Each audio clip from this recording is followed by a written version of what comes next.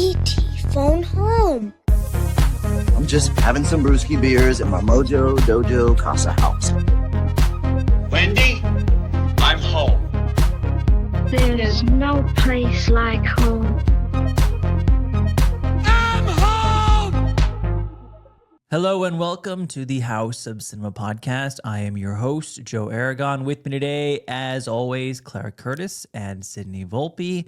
And in the house today, a recap of sorts for both March 2026, but also for our recent travels to South by Southwest. We'll do a recap of that.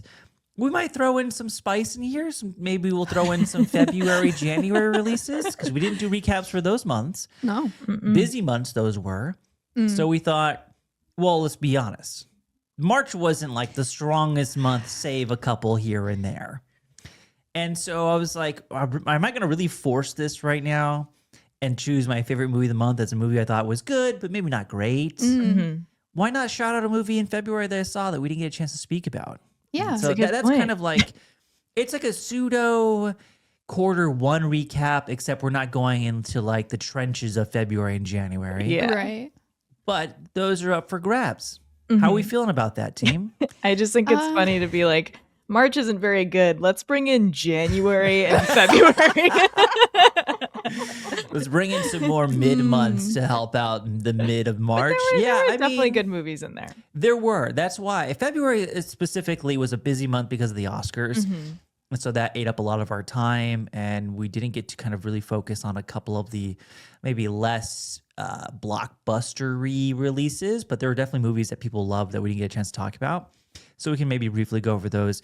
This episode will not contain spoilers, I hope, for any of the movies that we're going to be talking about. This is more of just like a high-level reactions and experiences to the movies that came out in the past couple months. Before we dive into that, quarter one is coming to an end. How you feeling, Sid? I feel good. It's a weird time of the year because award season is coming to an end. Honestly, it's felt more like award season has winded down like quickly. I was expecting it to last a little bit longer, but it feels like we're all kind of ready to like move on from that era of our lives. And it's starting to ramp up. We'll talk about what's coming out in April, but we're getting a lot of exciting announcements right now, I feel like, and Cannes is coming up, which is really exciting, and that will kind of set the tone for a lot of the bigger films coming out the rest of the year or early next year. And so I feel good. Like, I feel like we made it through the rougher patch of the year, I guess, is the feeling. You feel the same, Claira? Yeah, I mean, I'm the movie optimist, but when we were prepping for this, I did think to myself, I didn't have a great March with movies. So I'm excited to try out a new quarter of movies. I do think, too, part of the reason why award season feels like it ended so abruptly is because, like, the day after the Oscars, basically, there were, like, a dozen movies that dropped, like, posters and stills and trailers. Yeah. Like, everyone... That floodgate opened right away of like everyone was clearly waiting for award season to end. Even the actors wanted to move on from it pretty quickly, it felt like.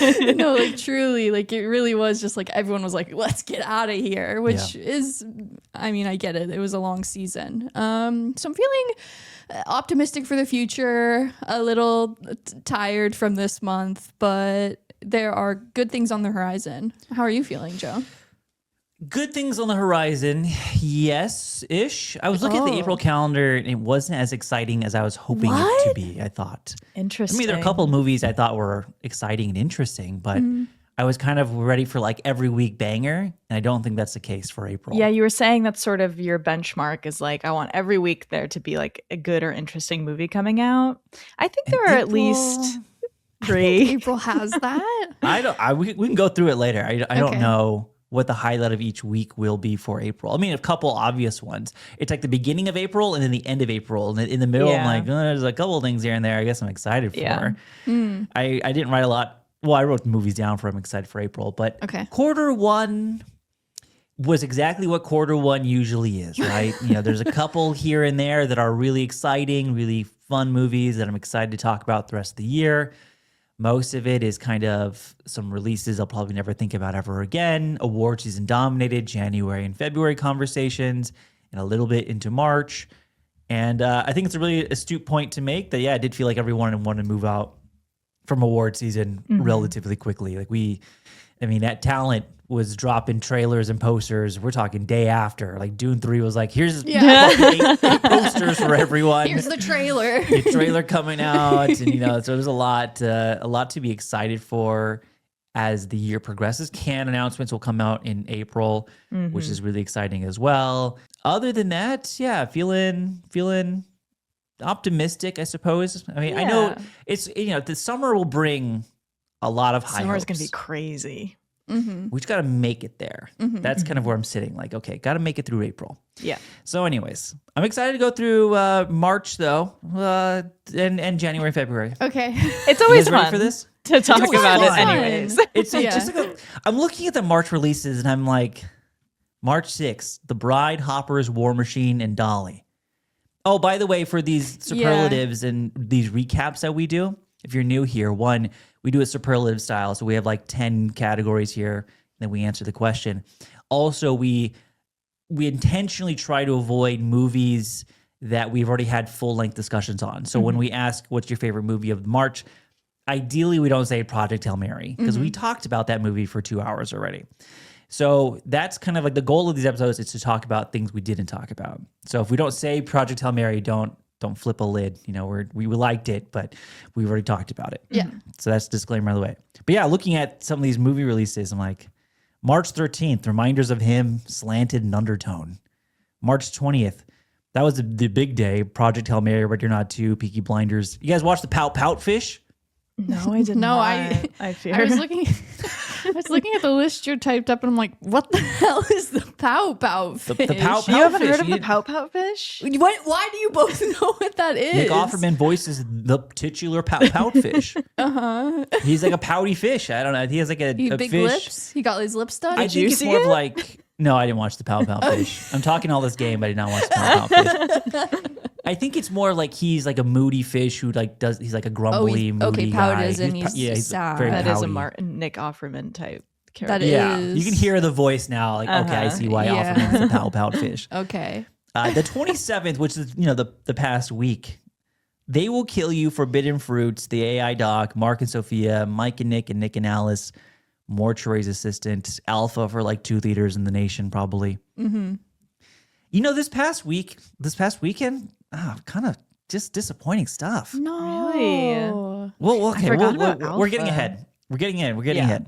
I didn't forget about Alpha. of March to release. Sid, what's your favorite movie of March? And if there's not Maybe- one, you want to shout out February or January movie, go ahead. There is one I want to shout out. Maybe it's because I don't know if you've seen this yet, but my favorite movie was Forbidden Fruits. Me too. I did see it. Oh, you did did? see Oh, it. that's He right. You logged it. did see it. Yeah. And yeah, you yeah. liked Access it, at all. right? I liked it, yeah. Yeah. Yeah. I think it's a bit That's a quiet disjointed. log. It's a quiet log. Like I think it's exactly. I mean, it kind of fits the other category we have here of movie exactly what I thought it would be. That's the problem with March. Every movie that came out is exactly what I thought it would be. No big yeah, surprises. That's true. Even we'll get to disappointments, but yeah, I'm like, I didn't have any shocks. Like, No. yeah, yeah. So I guess maybe I like Project Hail Mary more than I thought I would, but okay. overall. So talk about Forbidden Fruits, though. I really enjoyed Forbidden Fruits. Claire and I saw this at South by Southwest. It was really fun to see it in the Paramount Theater, but it was one of those where I was like, we've talked about, the theater at South by Southwest can kind of hype up movies and kind of have an exaggerated reaction. Yeah. But I didn't feel like I was like, ooh, I don't like this movie as much as everyone else in this theater. Like, I really felt like I was having a grand old time. I thought it was hilarious. It's nice to see this sort of like camp comedy that I thought was kind of like dead. Everyone's comparing it to like a Jennifer's Body in The Craft. I haven't seen The Craft, but for anyone who hasn't seen it, it's like this coven of witches is living. They don't live there, but they all work in a mall. It feels like they live there. I know, it does feel like they live Kinda. there. And they do all their witch stuff in like the back room of like this like Free People knockoff store that they work in. Free So- Eden. Free Eden, that's right. I thought everyone was really great. Victoria Pedretti especially is really just like Yeah, she's the best, I think. caricaturing it up. Lily Reinhart, best work I've seen from her. I haven't seen some of her stuff, but I saw you said that, and then a lot of people are responding Helen Harper as some of her best work. I haven't seen Helen Harper though. I either. have not seen Helen Harper, but I've she's heard good things about Helen Harper. It's adapted from a play, and I thought that was really interesting. Meredith Alloway adapted it, produced by Diablo Cody, and I think that sort of vibe is all over it. I thought the comedy was well done. It feels like current without being like cringy and trying to capitalize on like buzzwords and stuff. I just thought it was so much fun. Claire, you want to elaborate? I mean, I agree with everything Sydney said. I think that sums it up really nicely. I think it's just really funny. It's really fun. It's got like a really great like buzzy energy to it that it's fun to like surrender to what the film is doing, because it is like kind of doing a lot, and it's demanding a certain degree of like suspended disbelief that can feel like a lot at times, but I think it's worth it. I like too that it is a stage play adaptation, because I think there are certain points in the film where you can really feel that. Like there'll be like a scene and they'll all like run out of the room, and it's kind of like you can envision them running off stage in that moment. And I kind of like that. I think that works nicely, this idea of like the mall, which is so like artificial and like capitalistic, housing the idea of sisterhood, but then it's like a very infected sort of sisterhood. I think it works really cohesively. It's smart, great script. Script is adapted by the director and then the woman who wrote this stage play. So it's like a very well orchestrated adaptation, I think, in that way. And I loved it. I honestly really want to watch it again. Like I look forward to revisiting it a lot. People are calling it, like you said, Jennifer's Body. I think an apt comparison I've seen and I like to make is Heathers. It reminds me a lot of Heathers. Heathers is a great comparison. A good one. Yeah. It's like a Heathers mixed with The Craft. I think this movie, without the four leads here, kind of falls apart a little bit. Oh, for sure. They're all so good. Lola Tongue, Lily Reinhart, Victoria Progetti. I missed the fourth one. Alexandra Shipp. All great. Fantastic. Without them, this movie kind of just falls apart. But I liked it a lot. I mean, I'm like a little less high. I'm gonna give 3.5 out of 5. Okay. Did you because you saw it in theaters?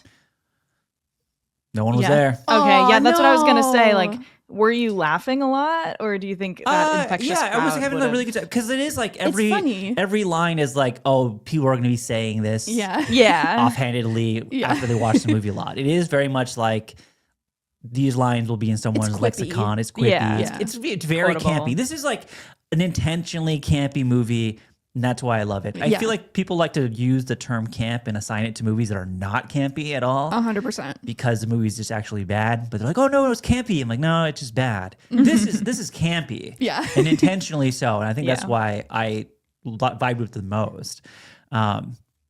But I was smiling and laughing at times. Victoria Progetti specifically is just so like firing in all cylinders for the whole time. She's great. But very empty theater. Let me ask you this. Are you familiar with Emma Chamberlain?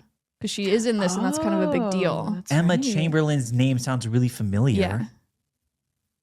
You know not her. totally. You know, probably from if you red looked her up, you would carpet recognize interviews. her. Yeah, she's been doing red carpet interview, but she was like Google the kind name. of like She an was OG. Pickle. Yeah, she was Pickle in the movie, but she's like an OG. But am I supposed to know her outside of Pickle? Yes, that's what I'm saying. She's like an OG like YouTube vlogger, like day in the life. Like here I am running around. I don't know that. I didn't know that about her. Really? She was like the girl, like it girl with a capital IT. Like, see, I big didn't know deal. that. Interesting. Yes. So it's like that. I think we should maybe also say she's in this, which is kind of like she is in it. Yeah. Girl, what are you doing here? Jeez, my chronic offlineness is coming into play here. I was not aware. Okay. Yeah. Very interesting. Shout out Emma Chamberlain for being Shout in a out Emma movie. Chamberlain. Yeah.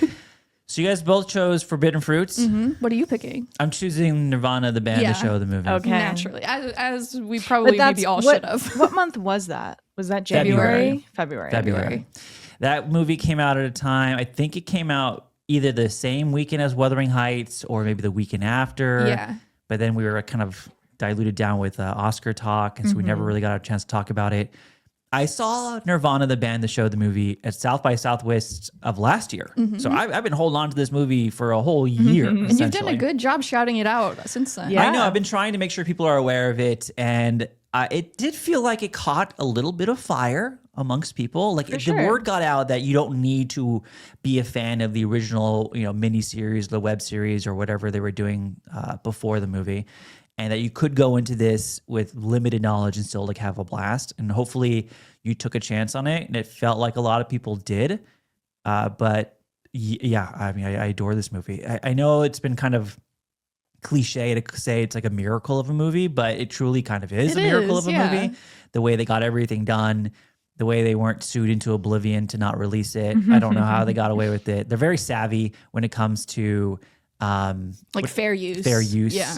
And so they know what they're doing, but also they're just like genuinely very funny people. Yeah. It is a movie that is just like kind of like laughter a second, just jokes constantly. I liked it a lot. I think it's probably my favorite movie of the year still. I think ultimately why I liked it the most though is just because it is a movie about two best friends who are just kind of just they're best friends. They love each other. And along that journey is a lot of laughter. So if you did not take a chance on Nirvana the band, the show, the movie, please do. Yeah. If you're like, well, I'm still hesitant. I always recommend to check out their skit called We Shop Wednesday, which is very, very popular. And so you may have seen it already. There's a whole Instagram page called We Shop Wednesday, and every Wednesday they post the same skit, and it kind of really encapsulates what their humor is like, and it's very funny. So shout out to Nirvana the band, the show, the movie. It is phenomenal. Yeah, it's so good. Very nice. Eventually, you'll watch it, right, Sid? It is on VOD now. You can watch it at home. I'm thinking about watching it tonight, but I don't want to make any promises. I was just talking to someone about it who said that Matt Johnson said that he literally only made Blackberry so that he could make this movie, which is really funny. He's like, he's awesome. He's super cool. I had a quote about taking on more studio-friendly projects like Blackberry so he can start funding personal projects. And Blackberry's great. Yeah. Love Blackberry. I love Blackberry, You know, that's a great example of like not compromising your artistic vision just because you're doing a studio film. And that's why I think Blackberry is great. His next film he's slated to do is the Anthony Bourdain biopic that's A24 Dominic Sessa, which people are already kind of like up in arms about, and there's a lot of discourse about it already, but I'm sure it'll get more intense as that movie gets closer to its release. Yeah. So anyways, Nirvana the band, the show, the movie, that was my choice. Before I pivoted to a February movie, I had Forbidden Fruits. So okay. Okay. Wow. Okay, So nice. still the highlight. Wow. still the highlight of March, besides Project Hail Mary. Yeah. It's like that's the highlight of March. Which is, Wow. like, it's great, but also I wish there was more I could be shouting out right I had Hoppers too. Hoppers is a good Hoppers is show. great. We talked great. about Hoppers as well, but Hoppers. love Hoppers. Yeah. If we all had to be named a fruit, what would your fruit be? Oh, wow. Mango. Ooh, Mango. Okay. Sid? What fruit do I really like? I just eat a lot of carrots. Maybe strawberry. What? Strawberry, okay. Strawberry, What about you? Nice. Clara? I'm melon. Melon. Melon. Melon's good. But can you do is melon too general? No. No, there's like melon you can Because there's find. technically different types of pumpkin. There's That's different true. types of pumpkin. There's different types of all of them. Different There's types of apples. Tons of apples. She's Yeah, not there as are good as- tons there of used to apples. be. She's That's not fair. Red Delicious apple or the other ones. Granny Smith apple. Melon. What were you, Honey Joe? dew, honey Mango? crisp, honey crisp. Honey Mango. crisp. Mango, melon, and strawberry. Change it to an M fruit and we can be the 3 M's. What's another Oh. M fruit? Mandarin orange. Mandarins. There you go. If you were a flower, oh yeah, because that's what they are named in the play is flowers. And That's so at the right. end, that's why it makes sense at the end that she's joining the flowers. Flowers. a flower. I would be petunias. No, Okay. ew, that's so ugly. That name. is- No, yeah. it's not an ugly name. If you name Petunia, it's a beautiful name. I think we all just associate it with Harry Potter. Yeah, that's the problem. I'm thinking of Harry Potter. I will be. I don't know my flowers very well. Just Daisies. Daisy. No, Okay, that's you're boring. Daisy. That's like the most basic. I like Okay. or what is it? Is it a pink lady or a pink lady slipper? Oh, talking about? types of flowers. I'm gonna Google that real quick. We used to have one in our backyard that was like so precious to us because they're like rare. Yeah, that's a big deal. I will be. Oh yeah, a pink lady. I want to be a pink lady. Okay. I'll be a marigold. marigold. Okay. What's Claire gonna be? Um. Periwinkle. Yeah, Ew, what the fuck? You give up Periwinkle. What? Yeah. It's a good one. That is kind of fun. It's like kind of scrunkly. Yeah. I do like that. Yeah. Let's do that. Perfect. A movie that released in March that you were disappointed by. Oh boy, do I have answers. Oh man. Okay, let's hear them. Oh. What do you want to start with? I'll start with the movie that I think I'm the only one who's seen. I'm going to start with Undertone. Okay. Yeah. Oh I shit. still have not Okay, watched. yeah. Specifically because you talked me out of I it. know. That checks I don't out, want to though. talk anybody out of a movie. No. And this is a very polarized. This is the Skinamarink of 2026. Maybe Yeah. not as divisive or as intensely divisive, but it is in the sense that like there are people walking out of Undertone being like, "Shiver me timbers! That was the scariest movie I saw. I need to change my underwear." And then other people are walking out being like, "Snooze fest, Yeah. wake me up when Yeah. September ends," kind of thing. Yeah. And I am falling towards that side of the spectrum in that Okay. I was very underwhelmed by it. I mean, I do echo a lot of the praise in that the sound design is really incredible. And I think it's really creative and cool that they're kind of emphasizing sound as the root of the anxiety and fear of the film. But overall, I find it, for lack of better words, really corny, if I'm being honest. I mean, you're not alone. Like multiple of my friends have been saying that to me, and I'm like, okay, I'll wait. Yeah, and look, I know on this podcast I preach often to try to like just suspend your disbelief. Yeah. And it's a movie, you gotta just kind of run with it, and it's hard sometimes because I feel like the movie's actively pulling you out of that state. Oh. And I can't really lean into it because it's doing so many things where I'm like, why? It's harder for us too. We have a podcast. And Yeah. so, I like, know.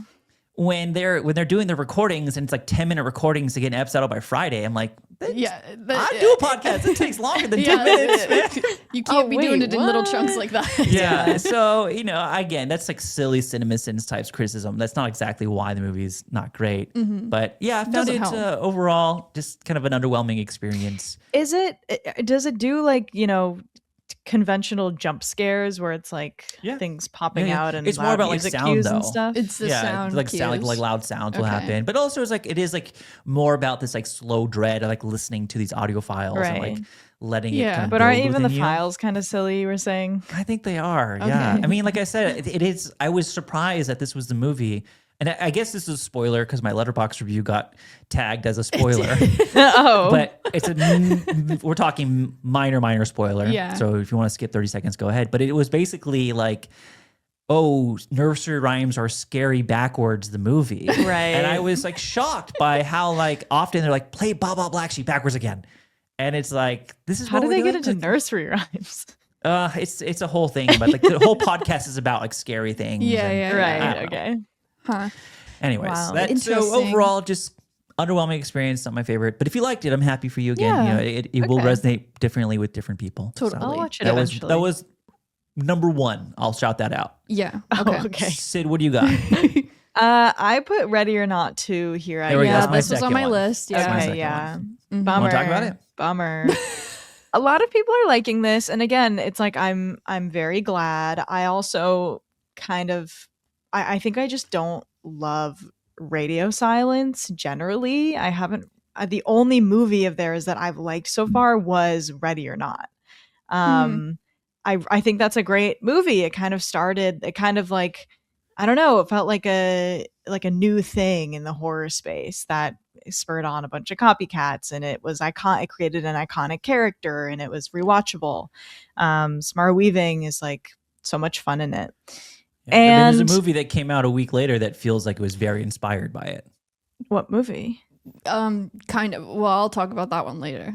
The movie. that Oh, rhymes with you mean They literally? I Will thought you Bill meant. You. I thought you meant when the first Ready or Not movie came out. Oh, Yeah, now I I think know. that Yeah, the now I first know. Ready or Not Yeah. movie inspired the second movie that came out the Oh, week okay. later. I see what you're saying. Oh, interesting. about it. I guess because I haven't seen it, I wouldn't know. Oh, yeah, me too. I never ended up seeing that. Stop. I think the most shocking thing about Ready or Not 2 was we were so surprised by like how much it played into fan service. It literally has like superhero suit up moments, and it felt like it had like pauses for applause, which I don't know if it plays that bad outside of the South by Southwest audience. Right. But it felt like we were watching like an MCU movie, which is fine. But I also just think that it didn't do a lot to make a compelling case for why there should have been a sequel to that film. It's like bigger, but it was really predictable, I think. Like her sister is involved now and everything kind of goes down exactly how you thought it would. So I gave it a 2.5. I'm like, I was kind of whatever was my sentiment.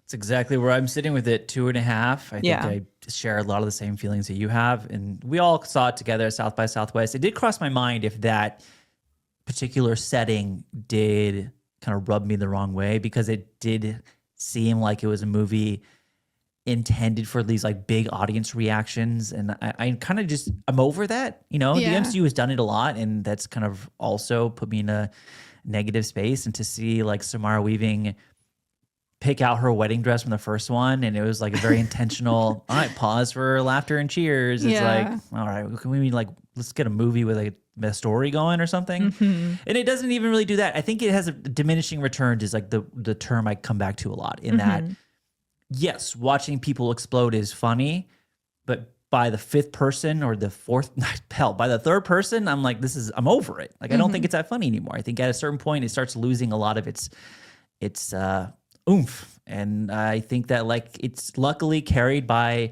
a really fun Catherine Newton, Samara Weaving relationship and chemistry. I think they're great together, but I am not like foaming at the mouth for a third one. I'll tell you that much. And I think that we can just kind of close the book on Ready or Not and move on from it. But you know, do you think they 2.5 is, oh, I don't think they will. Well, it depends how much money this movie made. At this point, it's all about money. So, but like you, like it's not the worst movie I watched in March, but it's not something I'm particularly like going to be thinking about once we enter April. Yeah. I mean, I totally agree. It also has Dr. Abbott in it, and that's nice. Yes, Sean Hattasey is the one shining light. Oh my God, he's so evil and so hot. Very sexy, very really so does. My 2 stars are dedicated probably mostly just you to gave him. it a 2. Yeah, I gave it a 2.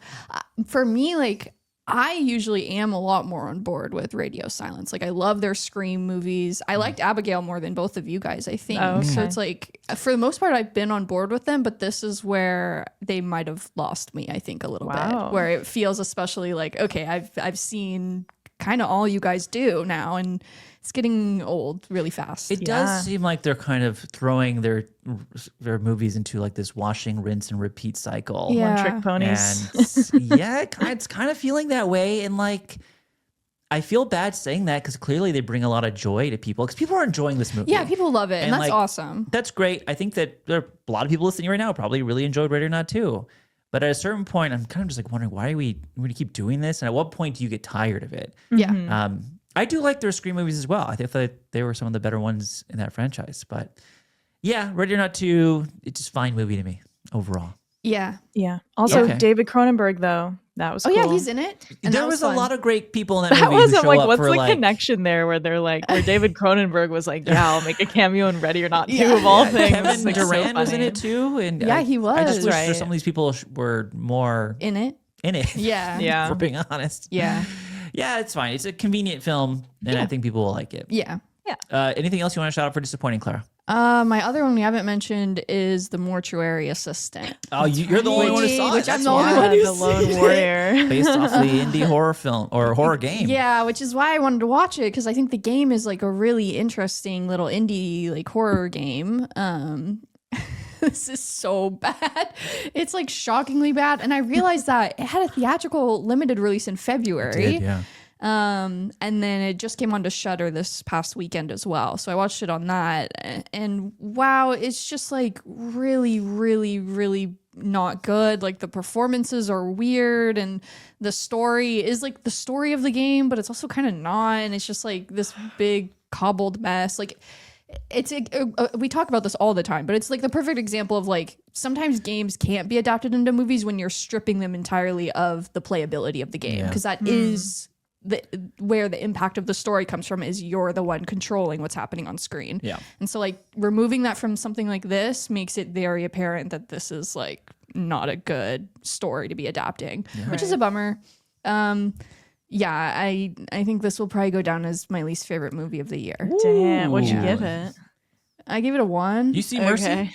No, I'm not watching Mercy. I'm not watching Mercy. Sure. I was like, that was pretty bad. Yeah. I also think to your point, adapting indie games specifically is even more of a daunting task than adapting like a AAA game because there is no story. And so you have to kind of fill the void of the lack of story in a game with story in the movie. But there's story in the game. Like there's a pretty... but same with like Exit. I'm thinking of Exit 8 as well. Yes, Exit 8 is a better example where of that, you have a pretty bare bones game, really fun, mechanics pretty simple, but you adapt that into a movie, you gotta fill the empty space with something. Yeah. And so in Exit 8, I think that's also an issue in Exit 8, where like better movie. Yeah, that comes out in April. Everyone should check it out. Yeah, I liked Exit 8. Yeah. But it is one of those things where like, oh, I think almost there's too much story here, and it's a bit dragging it down. That was the downside of Exit 8. So I don't know. We're in a weird space with video game adaptations right now. This is it's like weird. Like not a side conversation, but does it seem like there are more video game adaptations this year than usual? Because I was just thinking about it, and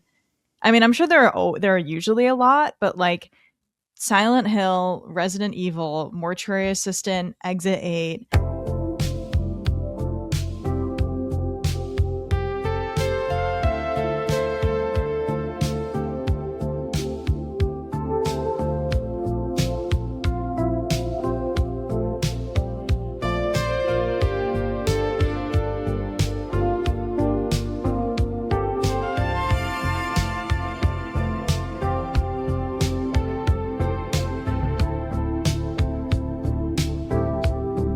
Super Mario. Mortal Kombat. 2. Is that the one And with Street Carl Fighter. Urban? Street Fighter. Which is the one with Carl Urban. That's 8. The Mortal Kombat one. Right there. We're not getting a new Sonic movie this year, right?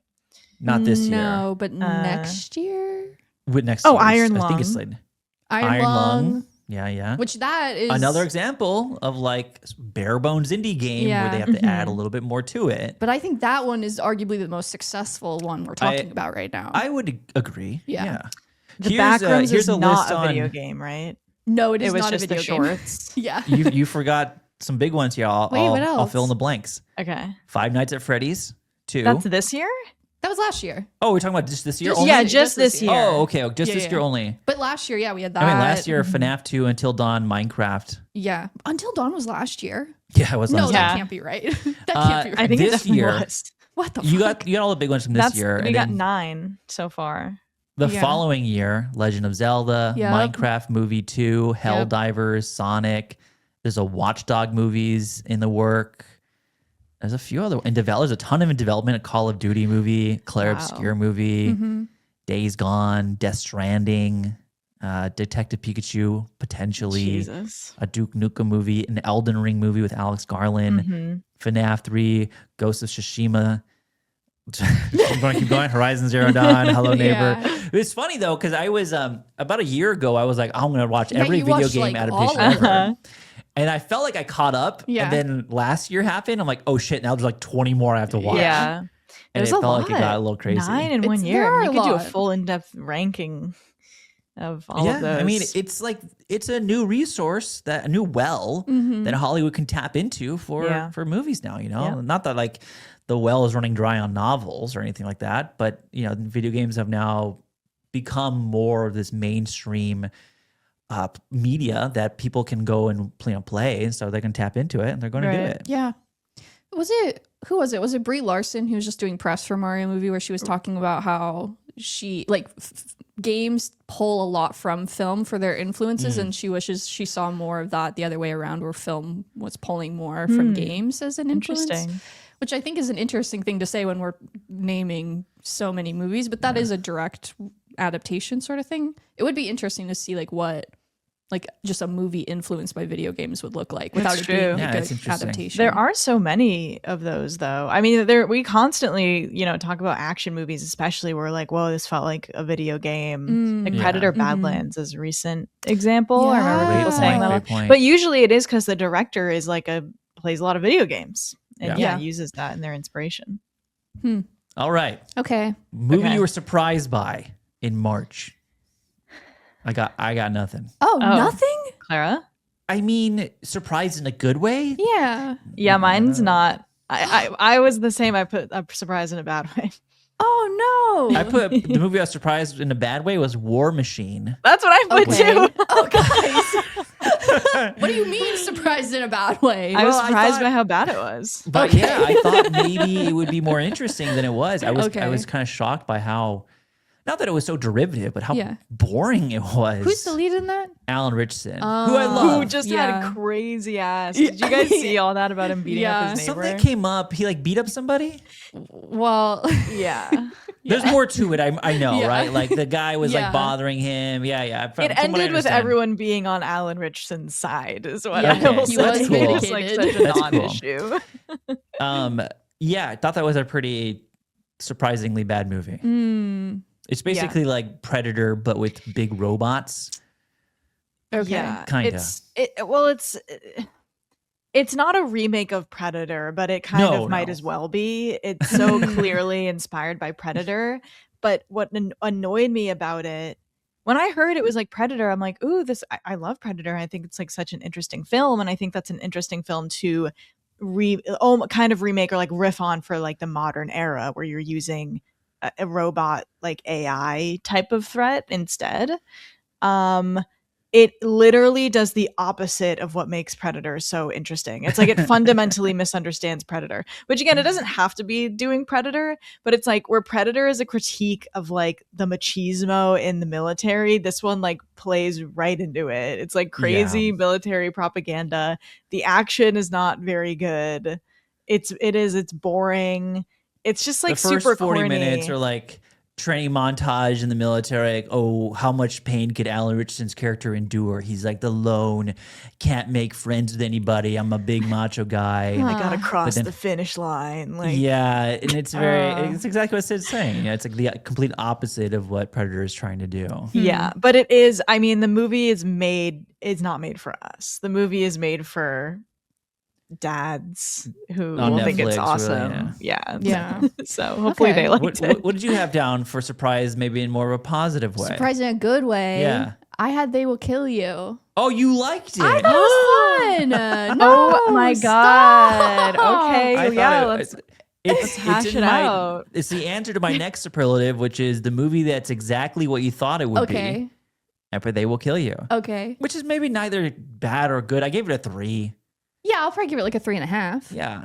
Tell us about it. Well, I thought it was neat. I mean, I think it's fair to point out that there are a lot of similarities between it and like the Ready or Not films, both of them, maybe more specifically Ready or Not 2. Yeah. In that way, it's almost like unfortunate timing that it came out the weekend after Ready or Not 2. Originally, it was going to come out the same weekend as that movie, and I think that is a bummer because I do think a lot of people are going to watch it and just Write it off. and just write it off as a copycat. And I do think it's doing different things here in a way that Radio Silence isn't willing to like do, in that I think it goes bolder with what it's doing in terms of exploring sisterhood and the like strains of sisterhood and what you're willing to do for sisterhood. I think I just realized it is also a sister movie. no, that's the thing. Oh. It Yeah. really Yeah. is very similar to Ready or Not 2, but I think in wanting to be a little bolder with its action sequences and its violence and again like the sisterhood aspect, I think the film lands a lot better than Ready or Not 2 because it's willing to like go to a much bigger extreme. Like it's not just exploding bodies, and I think that works out really nicely for something like this. It's fun. The action is great, I think. Oh, I the action's enjoyed good. it. Yeah, I thought I it was was good. disappointed in the action in Ready or Not 2. Save for that, there's that one scene With she's fighting with the piano. Like the keyboard? The keyboard, not the piano. it's a Oh, keyboard yes, piano, when they're right? in like the hall. the and she's total wearing eclipse the of the wedding heart dress. scene. Yes, yes, yes. Yeah, There we go. That's Yeah, a good scene. That's a great scene. Love Yeah. that scene. I Yeah. wish Ready or Not 2 was more of that. Yeah, I agree. So I think this is like the solution to that, in that you're getting a lot of what you would maybe crave for something like Ready or Not 2 in a movie like this. Also, Zazie Beetz is like awesome.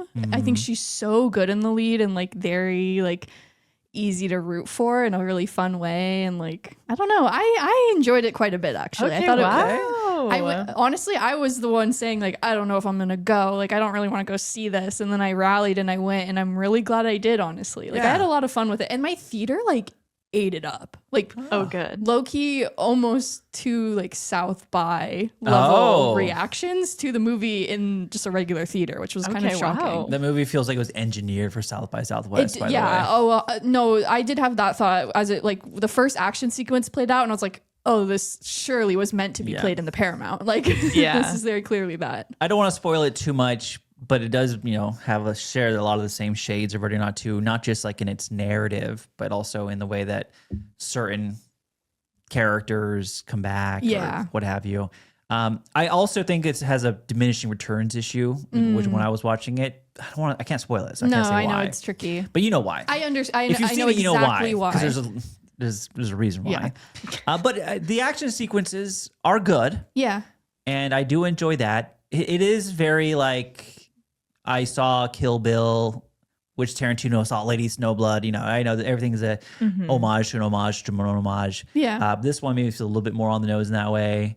And the needle drops, I wasn't like, I think they were fine. Yeah, I didn't I wasn't paying attention to that as much. They weren't as memorable. There was a point. There's a little thing they do with an eyeball. Yeah. Which that's what I like about it. Yeah. I like when it starts to lean into like the really weirdness of it all. Yeah. And it's funny because that sequence reminded me a little bit of Spirited Away. Oh. Where there's like a little paper doll that follows Chihiro around. I was like, that's the eyeball. Like, that's so interesting. Like, there are little eyeball hints follows of other her movies that's around. fun. Well, yeah, not to give it away. That's but yeah, awesome. What the heck? There's like surveillance on her, basically. It's really fun. There are cool things about I it, for saw sure. the little eyeball. Because they brought it to South by and it had a camera in it. Yeah, I see. Oh, that's cool. So they were Clever, doing marketing clever. with it. I see. That's cool. Well, That's Joe, clever, which yeah. did you think was better? I like They Will Kill You more. Yeah. Okay. Than Ready or Not 2. Mm-hmm. Okay. I don't think what works better is the sister relationship a lot better. It's much more fleshed out. Yeah. Yeah. So I appreciate that. And I think too, the film has a better way of like tying the violence that is so essential to the movie as a whole to the characters themselves. Like the violence they're participating in feels more narratively coherent, which I like. Okay. I see. The ending was a little much for me. I thought it was fine. I mean, they have to go so big with the ending. Yeah, though. it It's almost like- feels like they are kind of handcuffed to like, we have to go big here and do something really silly. Yeah. And again, like I like that they're leaning to silliness, but it did get to that point. I'm like, wow, we're doing this thing. It's a big ask. It is a big ask. Oh, I'll have But to see you know, it. give it a shot. I think if you liked Ready or Not 2, you will at least like They Will Kill You. Yeah. Yeah. I don't know which one you like more, but yeah, it's exactly what I thought it was going to be, which is why That's Okay. fair. my superlative Gotcha. exactly what I thought it would be. So Okay. A lot moving of on to that female-led one. action. There is actually. a lot this month. Zazie Yeah. Beetz is good in it too. She's so good. It's great. Yeah. Do you have one for the movie that was exactly what you thought it would be, Sid? Yes, I put reminders of him. And thank God. I thought this movie sucked, but I had such a good time watching it. Like I had exactly the theater experience that I was desiring to have, in which I went and I watched it and I was so entertained and thought, "Oh my God, this is so bad and ridiculous." And I'm so glad that I saw it. So that was mine. Yay. Great. Did I spoiled the movie for you before you saw it? Did that affect your viewing at all? What about it did you spoil? He gave us the I gave you entire the plot. entire plot of the Oh, movie. but I feel like I knew exactly what the plot was. Okay. Yeah. Most Yeah. of the Fair. questions were like, "Oh, how does this person like not know who this person is?" Which Yeah. they don't. They Crazy. still don't even do a very good job of explaining it in the What a film. funny ass movie. Yeah. Yeah, that movie's bad. Funny movie. Claire, do you have one down for the movie that you thought it was exactly you thought it'd be? The Peaky Blinders movie. Oh, how is that possible? You've never seen Oh. Peaky Blinders. Well, I was like, okay, it's gonna be moody, and they're gonna be yelling, Okay, I see, and they're I gonna see. be Shelby. shooting each other. Tommy Shelby's Gonna be gonna a lot go of cigarette fuck. smokes. Yeah, it was like, and so yeah, it was exactly what I thought it would be. But yeah, I do want to know, and I have not watched the show. Yeah. I was just genuinely very curious what would happen if I watched the movie without that context, Okay. and it was fine. I didn't hate it. I didn't love it. I don't know which way I would sway if I had watched the show Yeah, I because would- people are on both sides. I'm seeing both sides on this one too, in that fans are like, "This is stupid. Why do we have this?" And other Yeah. fans are like, Perfect ending. "Yay, more Peaky Blinders!" You know? Yeah. Fucking Peaky Peaky Blinders. Blinders. All right. The best streaming movie. Oh, I have two. Oh, okay. What are yours? I had Mike and Nick and Alice. Okay. okay. I thought that was a lot of fun. That's a great place to put it. I don't think it's like a like I'll probably forget about it by the end of the year maybe. But I had a lot of fun watching it in the moment, and I thought that was a cool one. And I put the Louis Theroux Inside the Manosphere documentary. Okay. Great shout outs. Yeah. I would also say Mike and Nick and Alice. I didn't Okay. have it down here, but that makes more sense to put it here. Yeah. If we're being honest. Fun movie. Yeah. Yeah. I thought this was really, really enjoyable to watch. I thought the action was really good in this one. That was more surprising. I liked the action. Yeah, there's some people Maybe that's who are where like, this belongs. Okay. Most surprising movie for me. Oh, okay. I like that. You know, there's like this assumption that comes with streaming movies nowadays, right? And I'm guilty of it as well. Yeah. That you kind of assume it's going to be not as great as something that's released theatrically. This was surprising. And I thought it was great. It was a fun time. Good. It broke out of the, like, I don't give streaming movies more than a 3 a lot of the time, I feel like, especially like if I look at the year so far. The Rip, I gave a 3. I thought it was decent. People We Meet on Vacation, I thought was cute. I gave it a 3. But I thought it was cute. Like, I had a good time with it. Mike and Nick and Alice, I thought did kind of break out of that sort of like mold a little bit. I thought the action was good. And I see reviews that are like, oh, why is it like slow-mo? Like, why does it like look like this? And I'm like, dude, don't complain because they're gonna stop doing it. It looks cool. It looks cool. It very much felt like a Shane Black kind of like throwback action thriller. I thought it was great. I had a good time. I'm on the same page as you. Okay. Well, that was easy then. Okay, yeah. Also, shout out to the People Who Meet on Vacation. Okay, Because that also came out in shout out January.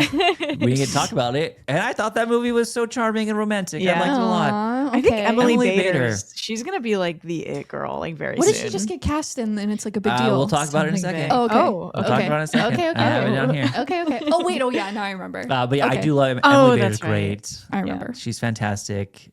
So is Blythe. Tom Blythe? Yeah, Thomas Blythe? Tom Blythe. Tom He was Blythe. good. Also good. I think he's a good actor. I think he's a great actor. Yeah. I thought their chemistry really, really worked. Oh, you know, good. especially I the agree. romantic comedy scene for streaming platforms can be really rough. I thought this worked great. Have you guys read any of Emily Henry's books or no? No. No, Oh. Have you? but people like them. I've read Beach Read and I enjoyed it quite a bit. I think someone had mentioned in Spotify comments at some point that we were talking about like who is the anti-Colleen Hoover. Yes, and they people said were saying it Emily was the Henry. author Emily Henry. And that is astute, and I think that's a really good call. So I appreciate people pointing that out. Yeah. I like that movie a lot. So shout out to People Who Meet on Vacation. Good show. 6, a movie you wish more people would watch. Sid, what do you got here? This is the one where I put the Louis Theroux Inside the Manosphere documentary. yeah. I didn't think it was like the greatest documentary. Like, I No. agree with everyone's complaints. Like, biggest critique probably that it just doesn't really go deep enough. But it is like enlightening to see what that world looks like because we only kind of hear about it.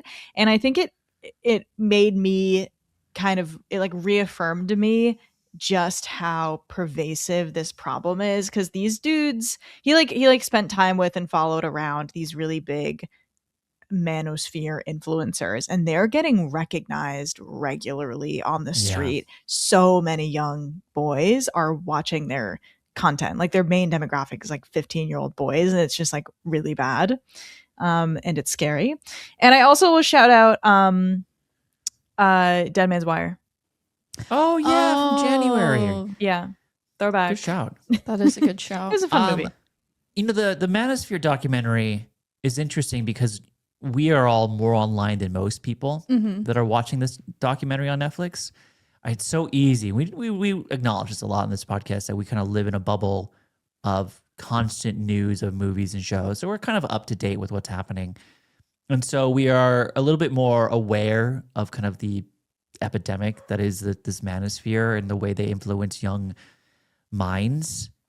But there are so many people who are not aware of it. And that's like kind of like the silver lining in that maybe the documentary could have pushed harder.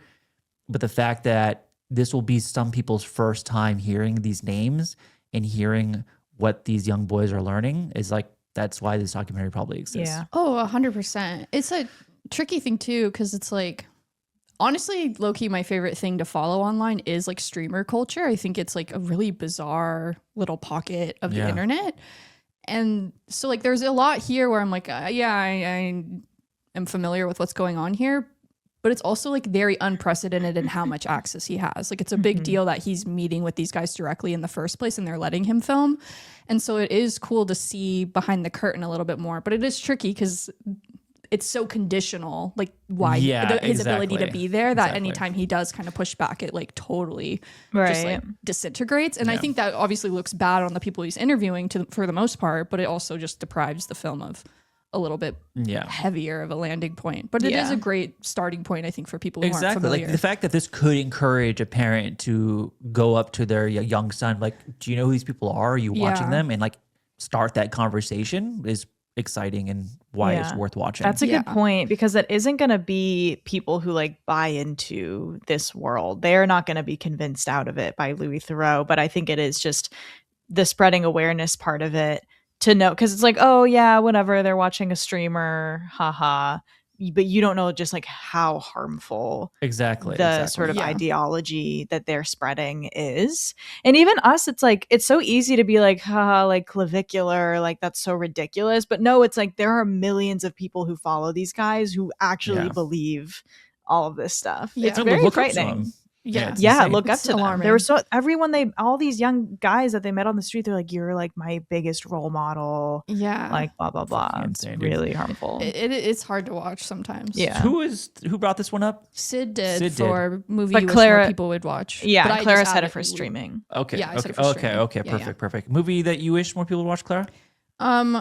I mean, this feels almost a little preemptive, but I know it will be the case, and it's I wish more people would go see Alpha, Oh, but they're not going to be able to. They're not gonna be able to. Which is such a shame. I mean, it's the biggest shame ever. Like, and we've talked about it before, just of like this played at Cannes, and it was a little bit divisive, and people loved it, and people didn't like it, and that's okay. But the downside is like Neon picked it up and then kind of just have shoved it out into the world like very unceremoniously here, and I mean, that's the case with a lot of limited releases, but I think especially with something like this, it feels really glaring, especially when Titan came out, that had such a big like marketing push behind it. Like Well, that was a Palme d'Or winner though. yeah, it was like a big deal thing. And so it's just like, it's a bummer to see Alpha kind of shoved in the corner. I think it is a lot.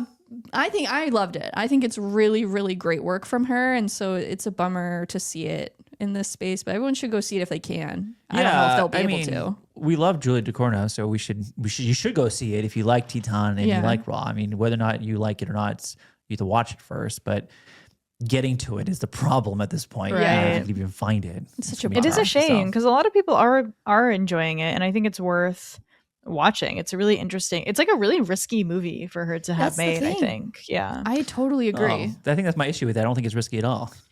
Well, I think it's risky in the way that it's like she's known as making these like big crazy movies, and she made this really like slow, like depressing, kind of like twisty, In that sense. like in that weird sense. little thing.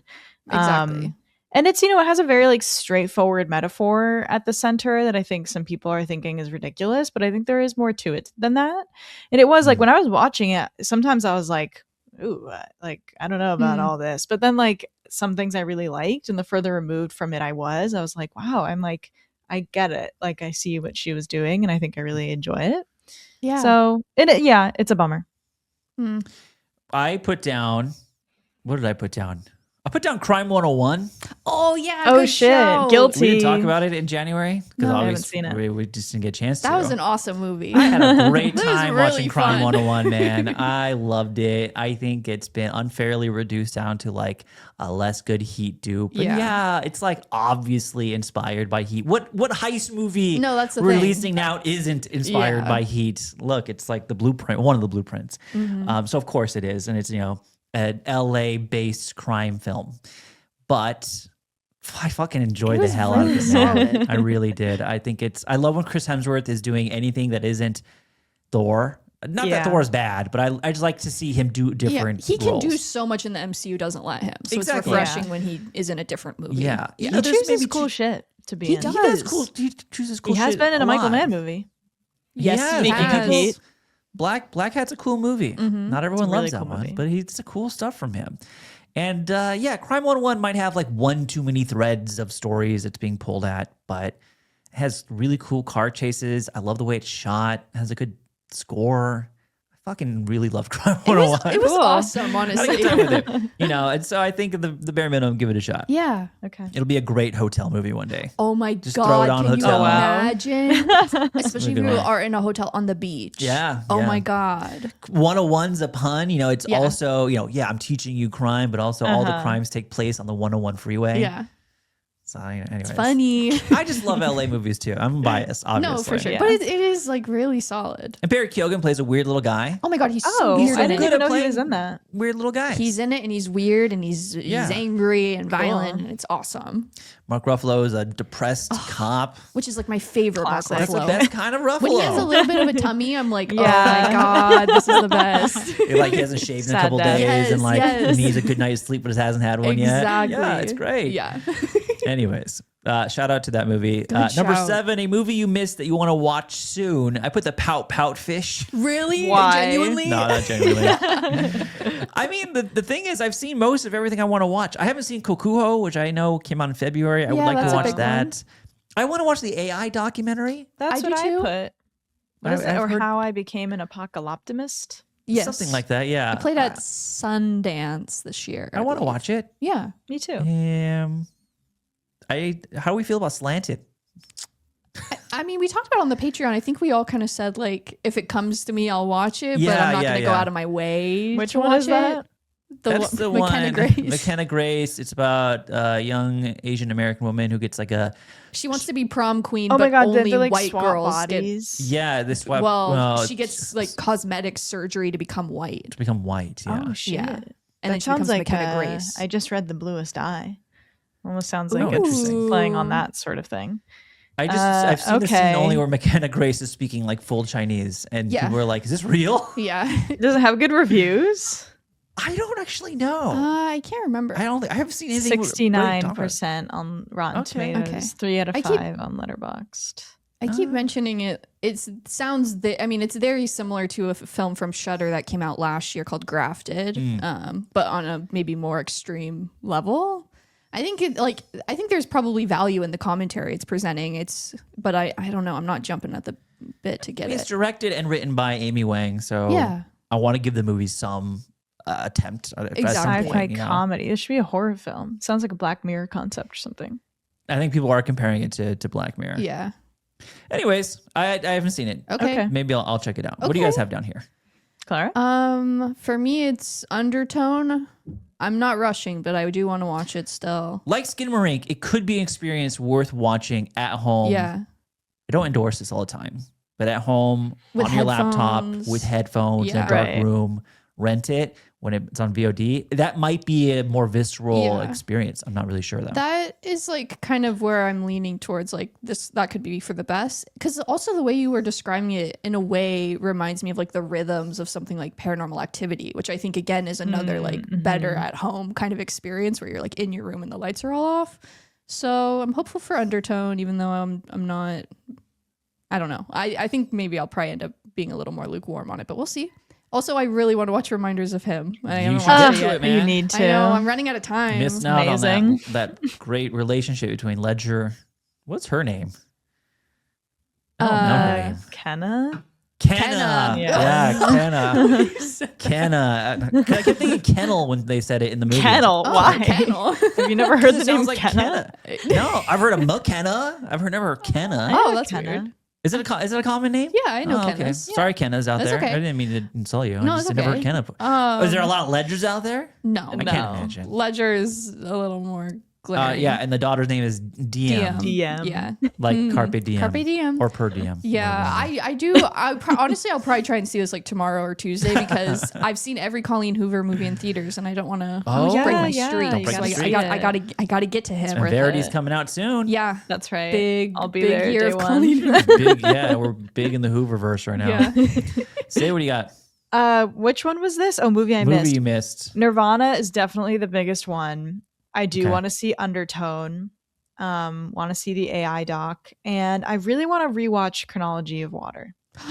Oh yeah, I haven't seen Oh my that. god! That Oh my came out- god! Oh my god! You haven't even seen it yet? Oh my god! No. Best Well, it movie came of out the in year. December, then it came out in January, and then it's just like now So eventually. double the opportunity. I know. Hey, you live in LA, no excuse. I know. Now it's on VOD, right? I would imagine. Yeah, I think believe so. so. Yeah. It's a heavy watch though, so It's you know, so good. You gotta It's be so good. right headspace. Okay.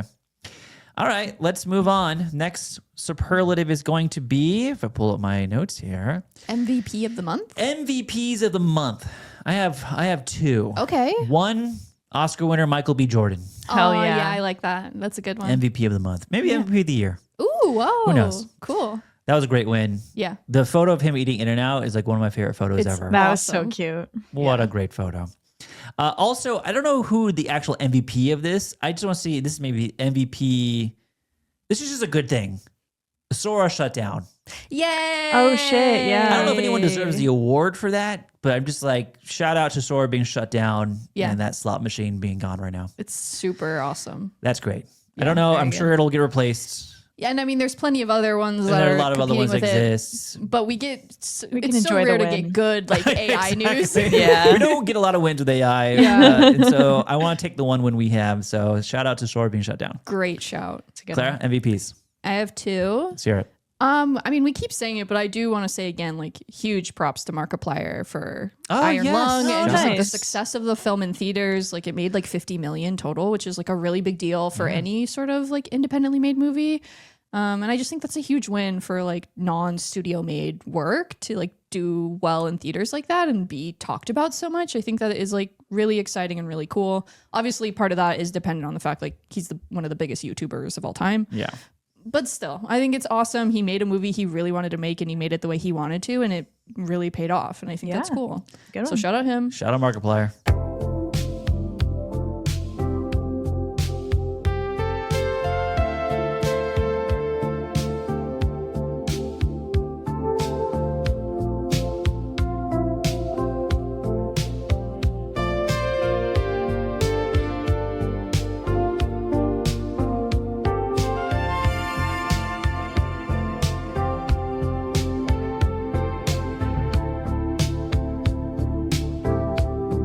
Also, huge shout to Pizza Movie Oh. for their Marty Supreme Oh, parody. my yeah, God. I saw this parody was ad. really It was funny. really I funny. thought that was really funny and really cool. I have Pizza Movie is on my list of April anticipated films. anticipated? Really? Hell It's yeah. fun, yeah. People who saw it at South by Southwest said it was really fun. Yeah. Had a good time with it. And that ad they did was really funny. It's Yeah, it was really funny. And I mean, it's so fun. Like Nirvana obviously made a poster rip of Marty Supreme, and now this. I'm like, this is neat. I like the little poking at This fun is a and funny marketing. conversation to be having because we're like, yeah, that's Nirvana the band, the show, the movie. When they did it, it was so funny. But then Balls Up did it. And then It's Balls I Up, know. they It's not did funny. it, and I'm like, whoa, slow down Yeah. there. You know who kind of like, I don't want to say they started it, but Hundreds of Beavers was doing that with like every movie They poster were. known to man. And I always Yeah, thought they that were was a good very bit. proactive at it. Shout out them. Shout out Hundreds of Beavers. Yeah, that's like Always. the definition of that meme where it's like, In HR. yeah, it's like, hey, Judy, looking good. She's like, thanks. Anyways, Human okay. resources. I know. Balls Up doesn't like, oh, human resources. Don't do that again. Go away, Amazon. Sid, MVPs. I put down festival programmers and volunteers because Yes. Oh, that's very nice of as you. always, very important.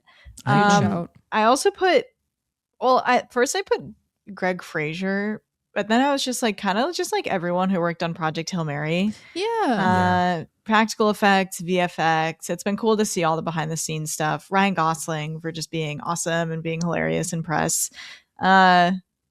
It just seemed, I don't know, it's just a lot of like exciting stuff coming out about that movie that I thought was cool. Like lots of like innovation going on.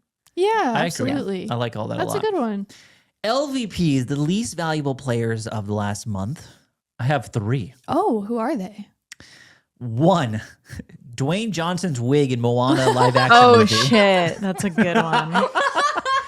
You know, there's one thing. There's making a live action movie that looks bad, and there's another thing, making a live action movie that looks bad and have a really bad wig. Yeah, and I'll say like I'm kind of wig blind, but boy, Oh, this I is also am wig blind. Is Like, everyone wig blind? Some of these I don't wigs, know. man, are I really think bad. I'm just pure of heart, and I just believe it's Like, their hair. I'll be honest. Didn't even notice Sandra Huller's quote unquote Dude. bad wig in Project I Hail didn't Mary either. until you brought it up, Sid. The second I saw it in the trailer, I was like, "Oh my god, that's a Oh, terrible I- wig." I never crossed my mind, but Wow. seeing Dwayne Johnson's wig in Moana live action was remake, really I was good, like, now yeah. that is a bad wig. I'm like, oh, I get it when people say this now. Like, Yeah, this I is understand. really bad. It's distractingly bad. You know, we've had these conversations about live action remakes a lot on this podcast, and kind of if there's ever an end to it, there never will be because these movies make tons of money. But a part of me thought for 1 second, because reaction to this trailer was so bad and so negative, I was like, oh, maybe they stop after this. They won't. But it was just like it's families. I know it's going to make $1 billion. Yeah. Lock it in. It will make $1 billion. Oh, for sure. I'm saying right now. We will For be sure. watching it, I fear. But it's our job, so It's our we job. Yeah. so it doesn't count. LVP number 2. This is I don't even believe in this, but I think I'm just so tired of like the nostalgia slot machine going on right now. And that's the aforementioned 13 Going on 30 reboot starring Emily Bader and Logan Lerman. But it's good casting. Great casting. It's really good casting. It's like hard to be mad because the casting's so good. Yeah. But Why also, I'm But like, it is just like, ugh. It's Why not not? a remake. I wrote down reboot. It probably is more of a remake. I don't really know. It's tough to say. I mean, either way, it's wonder. Netflix, which doesn't necessarily bode the Well. greatest. Yeah. Yeah. You know, I'm sure people will watch it. I'm sure it'll be very popular. I think we'll probably all watch it. We'll all watch it. But I'm Yeah. like sitting here thinking like, what is this where we're at now? I know. It just makes me kind of sad. Well, Yeah. there's been a good point made I've seen online of just like people do crave rom-coms. Like people want to watch a romantic comedy, but then instead of making new romantic comedies, we keep just getting remakes of old romantic comedies. And that's really frustrating because it's like the demand is there and the studios are not fulfilling it in the way they should. Although we do get You, Me, and Tuscany. I was gonna say know. that's I'm it's the thing. They're marketing it a lot. I'm excited So for that's it too. exciting. Looks Yeah. great. Yeah. I just realized all 3 LVPs are nostalgia slop. Oh, okay. What's your related. last one? The last one is, and Sydney will probably really resonate with this one, the announcement of the new Lord of the Rings movie. Oh, uh-huh. The plot synopsis that I read has me a bit concerned. It says this: 14 years after the passing of Frodo, Oh. Sam, Merry, and Pippin set out to retrace the first steps of their adventure. And another sentence I read was, meanwhile, Sam's daughter, Eleanor, has discovered a long-buried secret and is determined to uncover why the War of the Ring was very nearly lost before it even began. Can she just watch the movies? They made 3 movies about it. Honestly, that already sounds like the problem which that was had with Rings of Power, which was like there was just too much going on. Like I don't need to be jumping around as much as this is. Sid, you made a video about this. A great video. Yeah. You want to talk about it? Well, a lot of people wouldn't agree with you. I almost took that video down because I was like, I messed with the fandom again and forgot that doing that sucks. Because people just like, there are always people who are going to be wanting more from certain like universes, and that's fine. If you think this is a good idea, that's fine. Stephen Colbert is writing it with his son and Philip Boyens, who's worked on all the Lord of the Rings movies. And one of the comments I was getting where I called it a sequel and they were like, it's not a sequel. And I'm like, no, it is a sequel. It's just a literally is a sequel that's going to be like using a framing device to do flashbacks. And it's flashbacks to chapters from Fellowship that were not included in the original film trilogy adaptation. So it's like new things that we haven't seen that are like part of the original story. And just knowing what happens with things like this, it's like, are they gonna do de-aging? Are they gonna recast? Like, I just don't even want to like deal with it. And let's be honest with each other. Like, we know why this movie is being made, and like we know exactly what's going to happen. Like, you're telling me that you're going to watch this and they're not going to like flash back to when Boromir first died, to kind of elicit a response from you while you watch this. And like, if that's what you want to watch in your movies, I guess fine. But like, stop complaining when we get remakes and sequels infinite in perpetuity. Let's say that. If we continue to get those, you can't be mad because this is the kind of stories you're being served on a platter and you're eating it up. And like, if you're not demanding your stories to be more inventive, then you can't be mad if Hollywood is inundated with sequels and remakes. Yeah, exactly. It just, I mean, I get the point about like, oh, but we didn't like see these chapters from Fellowship get adapted, and it's like, but they chose to keep that out of the adaptation. Yeah, that was a story making decision at that I know. time. It's like now we're going back and like mining it for more. A lot of people are saying also because it's like to keep the rights, they have to deal with like the original trilogy or something, which I don't know if that's true, but we just know that this is how studios make decisions. And Stephen Colbert is really passionate about it, and that's fine. But I'm just like, fool me twice, man. I'm not getting my hopes up for this. So that's a good one. Yeah, I'm not either. I mean, come on, if we're not to be too cynical, but studios are not making this decision because they think there's a really exciting story here. They're making this decision because they know Joe down the street is going to be like, oh my gosh, Frodo and Sam and Merry and Pippin are back. Well, Frodo's dead. But my core guys are back. I'm going to go watch this and kind of relive that nostalgia from the 2000s. Like, that's why they're making a decision. They know it's going to make money. Yeah. Yeah. They are adapting. Oh, go ahead. No, you go. It is including the chapters with Tom Bombadil, which I don't know if you guys give a shit, but he famously left out of the. But they had Tom Bombadil in the Rings of Power, and I did not like what they did with Tom Bombadil. Yeah. So again, I'm like, we don't need to do that. We're in this era of like, let's recycle nostalgia, and if people refuse to recognize it, that's fine. But again, it's kind of oxymoronic if you're not going to recognize it, but then like complain about all the remakes and sequels. Yeah, which ties into one of my LVPs. I'm sure I know what it is. Which is the first trailer for the Harry Potter television show has come out as well. Yes. Which is, I mean, very much in the same vein as the Lord of the Rings sequel, in that like people's argument of why there's value in revisiting this property already is the fact that they're pulling stuff from the book that's never been seen before. So that's is that true? Oh yeah, that's like that's the whole idea. Is like, oh, it's a show, so they can show the entire, like they can bring in all the things that were cut and blah blah. And I'm like, okay, are you going to include the commentary on elf slavery properly, or no? Probably not, realistically, but whatever. And I mean, I don't know. It's one of those things where it's like, I grew up loving Harry Potter and I love Harry Potter, but it's like, I look at it and I'm like, doesn't look great. It looks like the same thing, but in a slightly different font. Yeah. And I do want to clarify, like, no hate to any of the children involved in this. It's not their fault at all.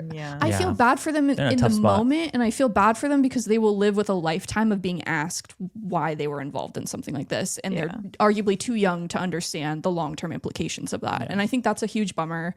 Also, just like supporting it in any means, like monetarily, supports directly like a woman who is actively harming trans people day and night successfully. And I think that's notable too, of like, she is good at what she does as an anti-trans activist, and it fucking sucks. And so it's just like, it was a bummer watching the trailer and it just like doesn't look good. And then just seeing like a lot of enthusiasm for it is always hard. It's the reality. This is like one of the biggest franchises ever. Yeah. So it's like it's unavoidable, but it is just always hard, like watching it play out. And it's just like, okay, like cool. Hard pass for me. I will not be watching it. I'm good. My other LVP is just award season is taking too long, and I'm tired, and I don't want to talk about it. I think that we can shorten the gap. I think we take us back to February. We can do like 1 week in March or last week of February. We don't need to do mid-March anymore. No, let's go back a couple weeks. It is please, oh please. Yeah. Those are my Sid, any LVPs? I just put J.K. Rowling. She said her name. J.K. Rowling sucks, man. She sucks. Yeah. All right, we can move on from that. J.K. Rowling and wigs and nostalgia is what we decided. Nostalgia LVPs. slop. Let's see. A character from a movie released in March that you would have a dinner with. I said Rocky, obviously. Of course. Love to have dinner with Rocky. Only Rocky? Only Rocky. A one-on-one with Rocky. One-on-one Rocky. So intimate. Grace. I am Grace. I am him. He is me. He's literally me. And then I said the beaver from Hoppers who's perpetually high. The tired one. Yeah. Oh, yeah. Tired. Oh, that's what Disney wants to think he was tired. I gave into Big Disney's marketing. He gave into that propaganda. That guy, bro's not tired.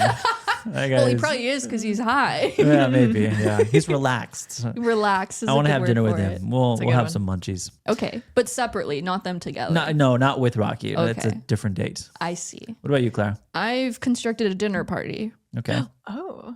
Diane from Hoppers. Oh, Diane's a great pick. Diane is the shark, if you don't remember. Yeah. Oh, shit. Shark from Hoppers. Cherry from Forbidden Fruits. Oh. because she's so fun. Mary Shelley from The Bride, specifically Good Mary one. Shelley. Just Mary Shelley. Oh my god, this is getting chaotic. And then Rocky too. Okay. It's Aw. us. It's What a us dinner all party. getting dinner That's so together. nice. I think it'd be a lot of fun. Sid? I put Grace and Rocky. Okay. Okay. I don't exclude people. Whoa. And Fair. there would be drama in the group chat after that. And I said Mike and Nick and Alice. I think that they would be fun. All three of them? Yeah. That'd be Yeah. nice. Yeah. All four of them. All Oh, four. four. of them. Sorry. Oh, I'm trying Both not to. Nicks. I'll be honest, I didn't know the premise of that movie I until didn't I watched either. it. Oh, Yeah, I was really? like, So oh. it was a bit surprising to learn it was fill What in the it blank is. It's movie. a fun little Yeah. twist. Yeah. Yeah, I like so I that didn't about want to it. spoil it. Yeah. But anyways. Yeah. It's in Very the cool. synopsis. Yeah. That's it? true. I think it is. I didn't Yeah. read the I didn't synopsis. either. The, Okay, the okay, synopsis okay. is like they need to figure out blah blah blah, but there's a time machine. It's Oh, like something like okay. Well, everybody's a time machine. There's in a the time movie. machine. Very cool. Most anticipated April releases. I had You, Me, and Tuscany. Nice. Yeah. The drama, Yeah. and I had Apex. Oh, Apex Which is the new one's that? Netflix film starring Charlize Theron and Taron Egerton. what about that? Has you anticipating it? I like those two actors a lot. Okay. So it's a movie in which they're like in the outback, or they're in Australia. I believe they're in Australia. Both of them are from Australia. Yes, they are. And Charlize Theron wants to go on this very dangerous hike. And so she hires Taron Egerton's character to take her out to this place. And he like wants to hunt her. So it's like the most dangerous game. Oh, He's like, here, shit. take your stuff and run. And I'm going to try to catch you. So it That's looks so fun. fun. Oh my god. Looks okay. like a nice little like cat and mouse thriller. Yeah, I I think like the casting's that. really fun. I think Taron Egerton is vastly underrated as an actor. He's great. And I'm I'm lot. So I'm excited to watch that. Fun. Whoa. Also, shout out to the Mario movie. I'm interested. we are excited I'm about excited the Mario for movie. the Mario movie. Yeah. Yeah. I'm over here criticizing slot machines. I'm like, I know, oh, but but I'm we going to are- see Star Fox. in At least they're Mario. like kind of doing something different. It is a little bit. It is going to be different. Yeah. It's true. It's Yeah. true. Okay. Clara, most anticipated? I said the drama. I said You, Me, and Tuscany. I said Thrash, the new shark Oh, the new movie. shark movie. Yeah, yeah. I'm curious the and new shark excited. It looks movie. like Crawl, but with sharks. Okay. And I think that's fun. Mother Mary. Yeah. Oh, yeah. I'm excited for The Mummy. I'm excited Okay. for Roommates, which is directed by Chandler Levick, who just did My Oh my god, another one? She has two movies, and that's what's crazy. Damn. She has this coming out on Netflix, and then the same month is when Mile and Kicks comes out. So she has two releases in April, which is really Cool. awesome for her. Very cool. Cool. Huge shout to her. And then I do want to, I've seen the movie already, but I just want to shout it out, especially because I'm also really excited to rewatch it. Blue Heron, which is like one of my favorite movies of last nice. year, directed by Sophia Ramvari, is coming out finally. It's so good. And Very cool. everyone should see it if you can. It'll be limited release, obviously. I'll but have to see it is, like, again. oh. Because remember I saw it at Yeah. Oh, yeah. You saw it late. Did I see it TIFF. at Well, TIFF? Sid saw it at TIFF. I saw it at TIFF first, and then Sid went and saw it at TIFF. But her screening didn't have subtitles, and you need the subtitles. It's like Oh, half the movie. What are yeah. they Hungarian? Is that what? Oh, I want to say Romanian. Oh, Romanian? Maybe. I don't I'm remember. blanking. But whatever, Yes. it's like her family is like bilingual and Yes. half the movie is in a different language. And it was one of those, I was at a festival too, so I didn't expect there to be something wrong. It was one of those things where I'm like, oh wow, they're really like putting me into her artistic headspace. decision. Like, Yeah. And then I found out No. I like missed half the movie. So Yeah. Oh, okay. Yeah. Yeah. I have to watch it again then. It's so good. Cool. Those are mine. good Sid? shout. Sid. I had nothing you guys didn't have, except for I wanted to shout out a TV show because I'm very excited for Margot's Got Money Troubles. Aw, Oh. the Apple Yeah. TV show. are Apple saying it's TV, great. Elle Fanning. Who's the older woman in that? It's not Michelle Pfeiffer. No, it's not. Is it Allison Janney or something? I feel like that would be like an No. Allison Hang on, Janney I'm role. I'm looking. It is Michelle Pfeiffer. Oh, it is Michelle Pfeiffer. cool. Yeah, it is. Oh, but it is, it Nicole is. Kidman is also in it. Yes. Okay. And Okay. Nick Offerman. And It's Nick good, great Offerman. cast. Really Yeah, good cast. great cast. Yeah, I'm a friend of the pod. Kit Laser has seen at least some of it and says it's really good. So Yeah. I will be Yeah, tuning people in. at South by Southwest were happy about it. Yeah. That's right. Yeah. All right. That's last one. Oh no, last we- two. no, we last had two. two. Last two. My bad. Favorite movie that you watched in March that wasn't released in March 2026? I didn't watch a lot of movies, for being honest. That's But okay. I will shout out. Let's see. I watched Major League for the first time. Ooh. Oh, Very funny fun. movie. Oh, yeah. Really enjoyed that. Cool. And I watched 2 older movies. I talked about it on the Patreon a little bit, but I'll shout it out here. Bad Day at Black Rock, which is a movie from 1955. If you're going to watch Normal, which comes out in a month or so, I don't know when it comes out actually. Comes out in April. In April, yeah. Very inspired by Bad Day at Black Rock. And then I watched Ben Wheatley's Kill List. Yeah. Really cool movie. Yeah. Not exactly what you expect it to be. Ends as a pretty doozy ending, but I liked it a lot. Yay. So shout I'm out to glad those you watched movies. that. His horror stuff is really interesting. Yeah. So Cool. that's my Claire. What do you got? I have 3. Blue Moon I finally watched. Oh my yeah? God. I really yay. enjoyed Yeah, I that in love Blue Moon. March. I watched A New Leaf finally, the Elaine May movie. Love that. That's like a new favorite Oh, movie. yeah, I remember you yeah. saying that. Yeah. So good. And then I also watched a movie called The Meddler, which was one of those ones I threw on like kind of haphazardly. I was like, oh, I'll just put this on in the background. And then I was like, oh, I'm locked in. This is really good. Okay. It's Rose Byrne and Susan Sarandon. Very And they're cool. playing Oh, mom, that's daughter. right. Yeah. It's awesome. So those are my 3. I didn't watch a lot in March either. We were busy. We were busy. We were busy. Well, and yeah, I'm like, excluding all the South by I know. Yeah, watches that's that true. we Because I did like. watch Yeah. a lot of South by Yeah, movies. we watched Exactly. a lot of movies, just not ones that count. I put After Hours. I finally watched Oh, big yay. Scorsese blind spot for me. I loved it. I thought it Wow, was amazing. shocking. A Scorsese movie that I know. was good. I know. Imagine that. Imagine that. Have you guys seen it? Yeah. I have not. Oh, okay. Oh, No. Joe, you I would think really I like own it, I it. think. That's a Criterion release. I think you. I think Yeah, so, I yeah. see it. I can see it in the very right over there. Yeah, I have it. I just haven't watched it yet. Yeah, I think you would like it a lot. And I put Les Bonnes Horrors, the Varda film. Oh, that yeah. was Great like shout. harrowing film, horror movie. Mm. Really, really good. Highly recommend. Yeah. Okay. Great shouts. And last but not least, our predictions for April 2026. I have 4. Okay, let's hear it. They're all kind of, 3 of them are related to one another. One is a reinforcement of a prediction I made earlier. Okay. 1, the Mario movie will make $1 billion within 20 days. Nice. Okay. We did that on the Patreon, so too. I Yeah, said we talked about it on the Patreon. I said 19. Oh, you changed your answer I said then. 21. You said 21, but now But you're Oh, She you're said 21. 20. changing it.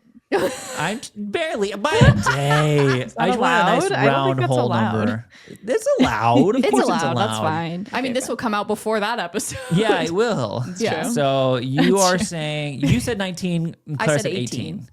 But it's going to make $1 Okay. billion fast. Okay, Is kind of what 20 I'm saying. is what you're within saying. 20 days, it's going to make $1 billion. Yeah.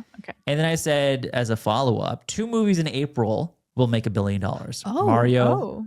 and Michael. Oh, that's Oh, interesting. yeah. Because I was seeing people talk about today that pre-sale numbers are a lot lower than they thought they would be. I think it's going to Still do blow fine. up. Yeah. I Yeah, think that that's an easy once the Billy. movie's out, people will go bananas for it. Oh, for sure. Prediction 3, related to the Mario movie, the Star Fox movie will get an official release date within 2 weeks after the Mario movie. Wow, within within 2 2 weeks. weeks. I'd said this. This I movie- was making a Joe prediction. I said by the end of the year, though. Oh, Oh. that's too much time. I'm giving Too myself much less time. Okay. Okay. I think that the Mario movie will be so insanely successful that there will be like, okay, yeah, Star Fox coming out 2027 or something like Right. that, or early 2028, February 2028. Okay. The Star Fox movie will be released and be announced. Nice. The cast will be pending though. Yeah. And my last point is a prediction I have made in the past. I'm going to reinforce it here, but the Cannes lineup is announced April 9th. Mm-hmm. I'm cementing it even further. The Mandalorian and Grogu will be the big blockbuster movie announced at Cannes 2026. Yeah. I'm How do we That was feel one of my about that? predictions, If too. true. If true, That's funny. that's really funny. yeah. I have not one way or the other. I just think it's very funny, Yeah. but that's my prediction. Okay. Mando and Grogu in the Palais is really funny. Yeah, It is, we will be The there. French audiences are going to eat up some Yeah. Mando and Grogu. Oui. Yeah, they'll be like, Martin Scorsese's in the movie, so go watch it. Clara, predictions. I had that. Okay. I said Thrash will be better than Under Paris as a Okay. Netflix Oh, shark Netflix movie shark comparison. Having a movies, mid okay. off. They are no, kind of. Technically, yes, but no. Okay. Because shark movies are awesome. we keep making this prediction every month, and I'm surprised you didn't do it, but I'm going to do it this month. Oh. We will get some kind of news about 28 Years Later, part 3 this next Oh, month. I thought you were going to say yeah, Avatar. We keep getting that wrong, but I'm just going to keep Hopefully. saying it until we get something. We will do that. And then I'm going to lock this in. We will see Kirby in the new Mario movie. Oh, good one. Good one. Whether it's in the actual movie or in a little end credit, there End will credit be scene with Kirby. a Kirby appearance. Okay. Ooh. I'll piggyback off that and say not Kirby. Not Kirby? It'll be Samus Aran from Metroid Prime. Okay. Samus is awesome. Samus is awesome, but I think it will be Kirby. I think Kirby's We better. talked about It's a this safer bet. privately. It will definitely be Kirby. I Wait, think. this is true that there has to be some Super Smash Brothers post-credit scene. There's got to That's- be. There has to be. Okay, I'm changing my answer. Okay, say again. It won't be Kirby. Okay. I'm saying it's going to be Master Hand, who is the main villain of the Super Smash Brothers games. Oh, that's really interesting. I like my- that. my prediction. Okay, I'm sticking with Kirby, but I like that. Sid? Sid's looking up Super Smash I'm Bros. looking up. characters. I'm like, who would be? Well, because I'm thinking it won't be like Zelda or Link because No. they're No. doing that right 'Cause now. yeah, they're doing the and movie for that anyway. That's not gonna work. I don't know. I think Kirby. Like, who has the biggest? They won't do like Pikachu. No. No. But Pikmin's in the movie Pikmin is in the movie. from what we saw in the Oh. trailer. Yeah. I like Kirby. I love that guy. I'll go with Claira. Okay. Kirby. Any other predictions? Those are my 4. I'm all done. Sid, Okay. predictions. I said I think the Super Mario movie will actually be good. I think we'll all like it. I think Oh, we yeah. will maybe I'm have a excited to lot of talk about fun. Yeah. I'm really excited about it. This seems kind of obvious at this point, but the drama will be just like a headache of a discourse cycle. Oh and my God, God. yeah. I mean, it it's already gonna be is. insane. Yeah.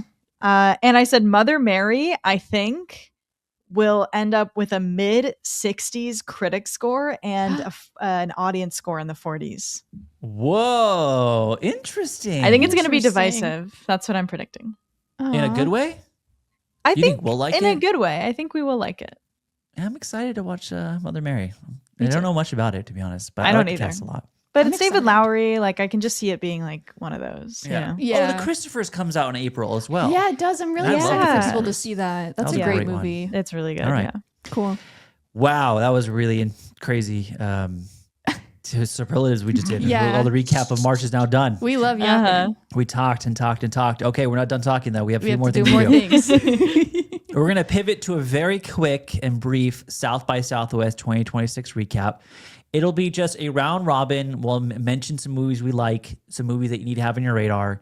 Nothing, no spoilers attached, no in-depth deep dive on why we liked it. Just, hey, we saw this, we liked it. Keep an eye out for it. Cool. Sound good? Yeah. Who wants to good. start off today? Sid, you want to start us off today? Give us a South by title you liked. I can start off. I'll start with a heavy hitter. My favorite movie of the festival, Wishful Thinking. Which won like their Yay. award, right? The Yeah, won narrative awards. jury award, yeah, which is big. This was written and directed by Graham Parks. I think it was his feature debut. It stars Maya Hawke and Lewis Pullman as this couple whose relationship is getting like tumultuous, and they realize that their emotional state together has a physical impact on the world around them. And so it kind of is like sci-fi, but not how you might think. It's very kind of like grounded and believable. And a lot of people have been comparing it to the Before trilogy. It is very much about like, is love enough? Like, right person, wrong, whatever. And them kind of sorting through that. It's really well shot. It uses like split screen in really interesting ways. It's super funny. Also follows the influencer in movies trend because Jake Shane is in it. Oh. Who's been in the He's been in headlines the for news. actually Yeah, being like a recently. bad interviewer at the Oscars, but he's like fine in the movie. But man, I just thought it was really great. Highly recommend. Okay. No, Wishful thinking. no distribution yet, which is sad. No distribution. But one day, maybe. Interesting. Yeah. Lewis Pullman, Maya Hawke, right? Yep. Yeah, Nepo babies. Nepo baby off.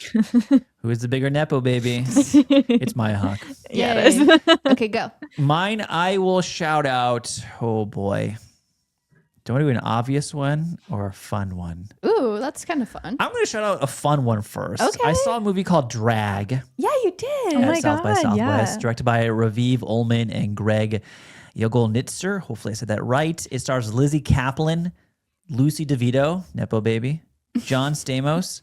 That's basically your main cast, and Christine Koh. The best way to describe this is that it's a comedy thriller. It's a comedy foremost. And it's about Lizzie Kaplan and Lucy DeVito. They're sisters, and they're going to rob a house. Lizzie Kaplan goes into the house, and when she goes in to rob the place, she throws out her back, and she cannot leave. And so she's like screaming for her sister to come help her out. And so they're trying to leave the house before the person comes home. I'll stop there because obviously more happens. Really, really funny movie. It took me a second to get into it. I was not vibing with the comedy in the first 25 minutes. And then as it progressed into a direction I was not really aware of, I really started to vibe with it. It has a good balance of being very funny, but also being kind of like, some body horror in there. It's a great thriller. I think it ends on a really interesting note. Some people don't like the ending because it's maybe a little too bleak for them, especially considering how funny it was for so long. Really enjoyed it. So shout out to Drag. I don't know if it'll ever get picked up. It feels like a good Shudder film. If it were to go to Shudder, It does sound like Shudder. Yeah. but I enjoyed it. 86 minutes, really quick, fun little comedy thriller. Yeah, lots of quick 90s at South by this year, which was really nice. Yeah. So shout out to Drag. Hopefully it gets some type of distribution if it doesn't already. Cool. Clara. I'll shout out my favorite of the fest, which was Mile and Kicks, which I already kind of mentioned, directed by Chandler Levick, who, that sounds vaguely familiar, is because she directed the movie I Like Movies from a couple years ago. Really awesome movie. It stars Barbie Ferreira as this like young mid-20s music critic, and she is gonna write a book about Alanis Morissette, and it's set in like early 2010s, and she moves to Montreal to like be integrated into their indie music scene, which was like really thriving at the time.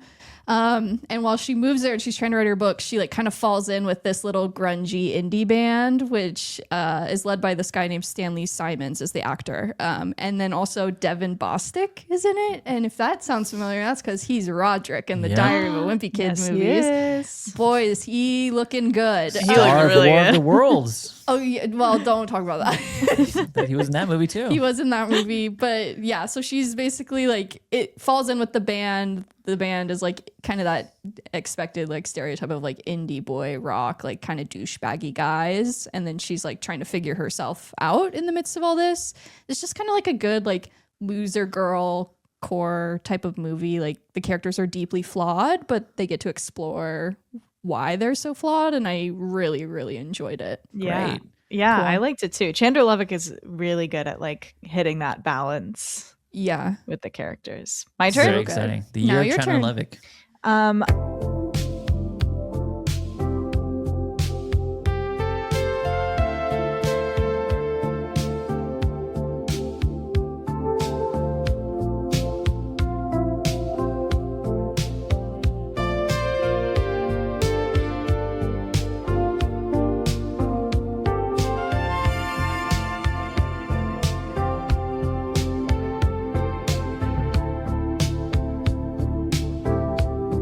I will shout out Obsession. I'll do Obsession. Hell yeah. Which I Joe, haven't seen it yet. you aren't you seeing it very soon though? In a couple this days. coming In week? the day after this episode publishes, I will be watching Yeah. it. I'm Okay. excited for you to see it. Yeah. Man, it's good. I mean, people have been really hyping it up since what, TIFF? Is that where it Tiff, premiered? yeah. Yeah, Tiff. And was purchased for some buku buck by Buku Focus. One of the man. bigger acquisitions of the fest, I think. Yeah. Yeah, I'm just relieved that I know this is going to turn into a big thing and it's a horror movie that I actually think is like legitimately great, because it is, horror is so subjective and you just never know when the next big thing you're going to be like, I don't really get it. I didn't really like think it was scary. Yeah, you don't want to long legs it. Yeah, I don't want to long legs it. But Curry Barker, I haven't watched any of his other stuff. I mean, I've like known about him and know he came from like making content like skits and stuff. But man, he's a good filmmaker. So much of what makes this movie scary is just how he builds up a sense of dread that's like actually really successful. And it like has jump scares, but not really. It's not those like big in your face music cue types of jump scares. He makes it like really frightening and horrifying without falling into convention in the way that you would think. And it has like modern like horror tropes and a feel to it, but it's still like distinguished as its own thing. And Indy Navarrete as the main girl is so good. Oh my! Like, I mean, the so movie good. falls apart without her. It's all on her for All sure. right. Yeah. I mean, movie. I've heard great things. Friend of the pod, Jeff Sang saw it, Yeah. and he's a great Loved critic, it. and he loved it as well. I mean, everyone who I like trust has really loved it. Yeah, it's, And I it think is you'll one of love those it. things where, like, you know, you don't want to overhype horror, especially. Yeah. You know, it's so subjective, and people have so different relationships with horror. I just talked about Undertone not being my thing, but really Right. someone's thing. I'm excited. I will let you guys know in a couple days when I see it. Hope you I'm like excited for you to see it. I would say this is maybe one of the movies from South by I've thought about the most since seeing it, and I've like my Exciting. feelings towards it have improved as I've thought about it. Yeah, more, me which is too. cool. And I I'm love like that itching feeling. to see it again. Yeah. Yeah. One of my It'll be prevailing fun to thoughts was revisit. like I could have watched like 5 hours of that. It was just Oh, like shit. very Curry Barker as well, like straddling that interesting pipeline of like not just the comedian to horror pipeline, but also the YouTuber to horror Right. pipeline. Totally. He's in both camps, and so Yeah. it's interesting to see how this will coalesce. right. For sure. It has such a cool rhythm to it. I really Okay. it's solid. I will shout out John Carney's Power Ballad. Yay. John Carney, for those who maybe don't recognize the name, well, one, you should. But two, if you don't, it's okay. He directed Sing Street, fan favorite. People love Sing Street. He also did Begin Again and Once, and most recently Flora and Son. If you notice a theme there, it's because the guy loves music. He's a musician himself, and Loves music. all of his movies are about music to some degree. Power Ballad, no different. It is a movie where Paul Rudd is an American who's now living in Ireland. And he plays for a wedding band, and Nick Jonas is in the movie, and he's like this big pop singer who was in a child star pop group, and he's trying to branch off. Anyways, their worlds collide, and let me see how much I can say before I let me read the actual synopsis. I think don't you want to can spoil say it. like I know. Yeah. Okay, here it is. When Rick, a past his prime wedding singer, meets fading boy band star Danny, Nick Jonas, during a gig, the two bond over music and a late night jam session. But when Danny, Nick Jonas, turns one of Rick's songs into the hit that reignites his career, Rick sets out to reclaim the recognition he believes he deserves. Basically, Nick Jonas steals a song that Paul Rudd had written. And the whole movie is kind of about that contentious relationship and then Paul Rudd's quest to kind of get the credit he thinks he deserves. You know, John Carney wears his heart on his sleeve. The guy truly believes in the power of music, like uniting the world and like being like this really strong bond between people. And this is no different. And I think for the first 3/4 of this movie, I was always on board, but it never tilted the scale to where I was like loving it. And then something happens in the third act and it changed my entire relationship with the movie. And at the end, I was just like trying to hold back all my tears. Yeah. Oh. 100%. Really, really liked the ending to this one. Thought it ended on a high note. And it'll be like a really fun movie. I think people will Yeah. have a good time with Yeah. this. Oh, for Is sure. this- This is like such a good crowd Is pleaser. it streaming? It's going to be a I streaming. don't think so. I don't know if there's Let me- any let me- word on the Let me plan see if with I can this check one. this Oh, out. really? Because Flora and Son was an Apple TV It was, yeah. release. And they I did love some Flora and theatrical like early screenings for that. No, because I went to Lionsgate has one. it. Oh, Lionsgate Okay, has it. Lionsgate cool. will put it out, and it's set to be released June of this year. Yay. Wow. And yeah, I mean, Paul Rudd and Nick Jonas starring in it is going to get a lot of people to go see it, I think. Oh my God. Yeah. It's a sweet movie. I think it's most interesting almost when it's exploring like what makes a song successful yeah. and doesn't matter who's singing it, what it means to that person and who like owns it. I guess. I'm excited to talk about this one with spoilers Yeah. in June because there's a lot I want to talk about, but obviously I just want to reserve that. And I think that if you're interested in it, you should check it out when it comes out in June. Yeah. Cool. Clara, go ahead. Maybe I'll do a very quick 1-2 punch of the two documentaries I saw that I think are big highlights because there's Okay. there's not much Go to for it. say. Adam's Apple is phenomenal. It's directed and written by a mother and son, and they are filming themselves through the transition of the son, like as he becomes a trans man and gets to do hormone therapy. It's him through all of high school. So it's like 8 years of footage. It's Verity style. Really, really impressive work there. And then also the other documentary is called Summer 2000, the Etc. story. Oh, yeah. Which really took me by surprise. It's about these 4 girls who grew up together in California when they were kids in the 2000s. And they like, for fun, when they were like 12, made a music album. And it somehow over the years got like passed around and then uploaded online. And then during COVID, it like blew up as this huge like internet like phenomena. And they were asked to make an album, like an actual album. So the documentary is made by one of the girls in the band. And she's like discussing their childhood and then also like this sensation of like being adult women who have like kind of moved on in their lives. And now they're coming back together to make music like they did when they were kids. It's like a really cool exploration of like female friendship and like the balance of being creative while also being a mother or just like an adult. It was really cool. That's Great. awesome. Great Was shout-outs. it like had they stayed friends throughout the years? Yeah, or? so that was what was interesting. They stayed in like they always stayed in touch, but like they do address like the ways their relationships change like through high school and college and just like their adulthoods. Like they are kind of addressing a lot of like the tougher parts of their friendship, which I liked. Okay, very nice. All right. Cool. Sid? I will shout out I Love Boosters. I was like, who's going to shout it out I first? know. It's interesting. Like a movie I think we all enjoyed, but did kind of have like Claire, I think you liked Not it me. the most. I loved it. Yeah, You you liked really it the loved most. it. Yeah. I came out really liking it, and now I'm like, I want to see it again because I'm not totally sure if it all comes together, even though I know I kind of really adored it. And I also think that it has like a really effective emotional core with Keke Palmer's character and like how her arc ultimately ends up. I don't think it's quite as like shocking or it'll be like as much of a thing as Sorry to Bother You, but it is very similar in that Boots Riley is playing with like magical realism and like anti-capitalism and workers' rights and all of these things. This premise is hard to describe too. It says a crew of professional shoplifters known as the Velvet Gang take aim at a cutthroat fashion maven. It's like Sure. Yeah, that's good. it's Good also enough. kind of like a sci-fi film. Demi Moore is the fashion maven that it's talking about, so it was fun that she was in it. Highly stylized, just like insane. I mean, it's Boots Riley. Like it's hard to describe. You just have to see it.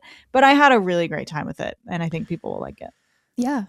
I don't know if people will like it, if we're being honest. But I mean, you it's could just say the tough same to thing say. about Sorry to Bother You. Yeah, I would say the same thing about Sorry to Bother You, in that like it's going to find its fans and it's going to find people who are like seeing scenes in that movie and be like, I'm totally out. I cannot do this. Yeah. I mean, there are people who watch Sorry to Bother You and they hone in on that one specific moment in that movie and like, I'm done, I'm out. I think this movie has moments like that as well. I liked it though a lot. I thought it was great. I think Naomi Aki and Keke Palmer are like the highlight. Well, Isa Gonzalez is in it too. She really is. It's great really in it. funny. Yeah. Very funny movie. Cast is great. I think I agree in that I like what's going on with Keke Palmer's arc. Maybe it's a little messy, but I'm still into it. I like it a lot. Yeah. Cool. Me too. Claire, you want to say anything else? No, I mean, I think there's some. I loved it. I thought it was really good. I really enjoyed it. I'm excited for it to come out and revisit it. Yeah. All right. My turn again? Yes. Oh, boy. I don't know. Maybe this will be my last one. Okay. Okay. I think I was maybe too hard on this movie when I saw it there. I still don't know if I love it, but I'm interested in revisiting Hokum. Okay. Oh, okay. I'm still kind of like on the fence about it. I think it's good. I think it's so much better when it's not trying to be jump scare central. Yeah, which it is kind of trying to be at times. And it's really frustrating how much of it is like, oh, we're being set up for like this big jump scare because it's so easy to predict in the movie. But everything in between those moments, I really, really like. Mm-hmm. And Adam Scott's very good in it. And so I'm excited to watch it again. I think this is one of the ones where it premiered at South by Southwest and everyone's like, oh boy, it's so scary. I soiled my pants. And I'm like, well, and I'm a scaredy cat. I jumped a lot at movies. There's a movie we watched You do jump a at lot. South by Southwest that was, I thought, far scarier than Hokum. Yeah. But Hokum is very good at tension and dread, Yeah. or not Hokum, it's not the director's name. Damien Damien McCarthy. McCarthy is very good at tension and dread, and that's what makes Hokum like scary. And that like there's a constant air of like something is wrong, and I like that about it. So I'm excited to watch it again. I think people should always, with horror, as we talked about, like with Obsession, just kind of like temper expectations. I don't think it's the scariest movie you'll ever watch, but I think it's good, and I'm excited to watch it again. So I'm going to say that about Hokum for now. Okay. I mean, that's fair. I didn't love it, but it is that thing. It's that tricky thing of there are so many pieces of it that I thought were really cool. Yeah, there's a certain thing they're doing, like the framing of it, I really like. Yes, I love the framing. I know. It's a hard one to talk without spoilers. And but that's it is. We'll have to fit into a recap eventually or something. We'll talk about Hokum. Yeah. It has grown on me in my head, I think. But it's just a bummer. It's like it really, all the jump scare crap, because they were like, this movie is like a throwback to patient 70s horror. And sometimes it really is like that. Totally. But then it's like, bah, like trying to scare you. And I'm like, I don't need you to do that. Yeah. So I think people should be excited. Just like don't go in thinking you're going to lose your soul to it or something like that. No, for sure. Claira, go ahead. Okay. My last one will be a movie I don't think I've even talked to you guys about. I saw the movie called Love Language, directed by Joey Power. It stars Chloe Grace Moretz and Anthony Ramos and Manny Jacinto. Manny Jacinto. Love that and guy. like low key, a big part of his character is just he's really hot. Okay. Which is great. He is really hot in real life. But basically it follows Chloe Grace Moretz's character. She is this young woman who was engaged, and the movie opens with her engagement ending very unexpectedly, not by her choice. And then she is approached afterwards by people, because she's a writer. They start asking her to write wedding vows for them. So she's like kind of starts a side hustle of writing vows for people while in the midst of like losing like the love of her life, essentially, or who she thought was the love of her life. And it's this cool, fun thing. Like she's having a good time. She's kind of like casually seeing someone. And then she's asked to write vows for this woman named Olivia. And when she meets Olivia, she finds out that Olivia is engaged to a man named Warren, who is her like old college flame that she like has like unresolved feeling for still. And so she has to write vows for this woman for a man that she's like kind of in love with. Interesting. Yeah. Which like, I mean, we talked already in this episode, like people are craving like a good like rom-com kind of vibe. And like, honestly, this filled that for me. It's not like a knockout of the park by any means, but I had a lot of fun with it, more than I thought I would. And like, I genuinely liked what was going on in terms of how this like discusses love and the complexities of that. Cool. All right. Love Language. Love Language. Say it, last one.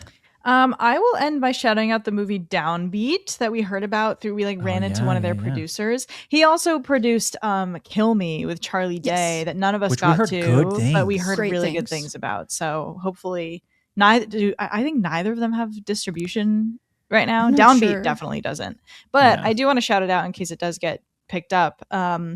It's like a micro budget, like street level. It's like filmed mostly in Boston. It's about this down on his luck drummer who ends up like going to live with his sister because he's just like out of money and doesn't really know what to do with his life. He's like in his mid-20s, and he starts busking on the street and like street. Is that what that word is? Busking? Yeah, it's busking is like street performing. He's like going to thrift stores and figuring out which interesting objects like give the sound that he wants. So it's a very much like an auditory experience in that way. But his relationship with his sister is really interesting. It reminded me a bit of Sound of Metal because it's a drumming movie, but also because he needs to like reevaluate his relationship to drumming and like what he's gonna do with his life going forward.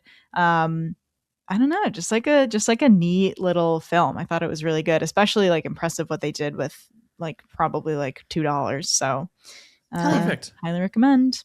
That's awesome. All right. And that will wrap for now our South by Southwest should we coverage. Jointly shout out Monitor because you alluded to it and we all liked it? We should. We saw a horror movie called Monitor. That's what Joe was alluding to earlier as maybe a better jump scary horror movie. I mean, that movie got me. It got Sid. Sid real bad. big in the movie theater. I screamed out loud in the theater. I've never done that.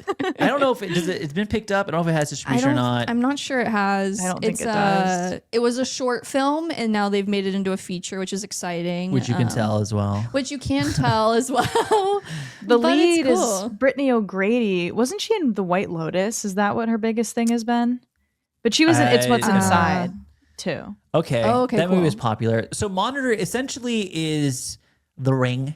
There's a scary YouTube video, and if you watch it, then like the demon comes to get you kind of thing. You become like infected effectively. Yeah. It's like Smile plus The Ring kind of thing. And it's a curse film.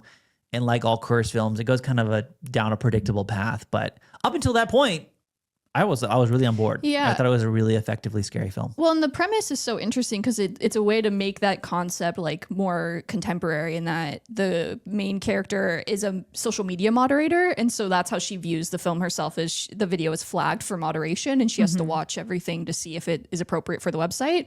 And she dubs it inappropriate, and that's when the like entity begins attacking her and like her other coworkers who are also working as moderators. Yeah. So that's like an interesting route to go to, of like interweaving social media into the concept as well. Yeah. Yeah. Solid movie. I thought it was super creepy.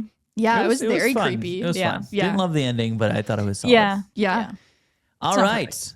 Well, that concludes South by Southwest. Sydney, you did a whole video on it. So if you want to check out more, check out Sydney's YouTube video thank where she you. ranked all the South by Southwest video or movies. And as movies come out during the year, we'll be sure to reference South by Southwest and if we saw it at South by Southwest. And that concludes that segment.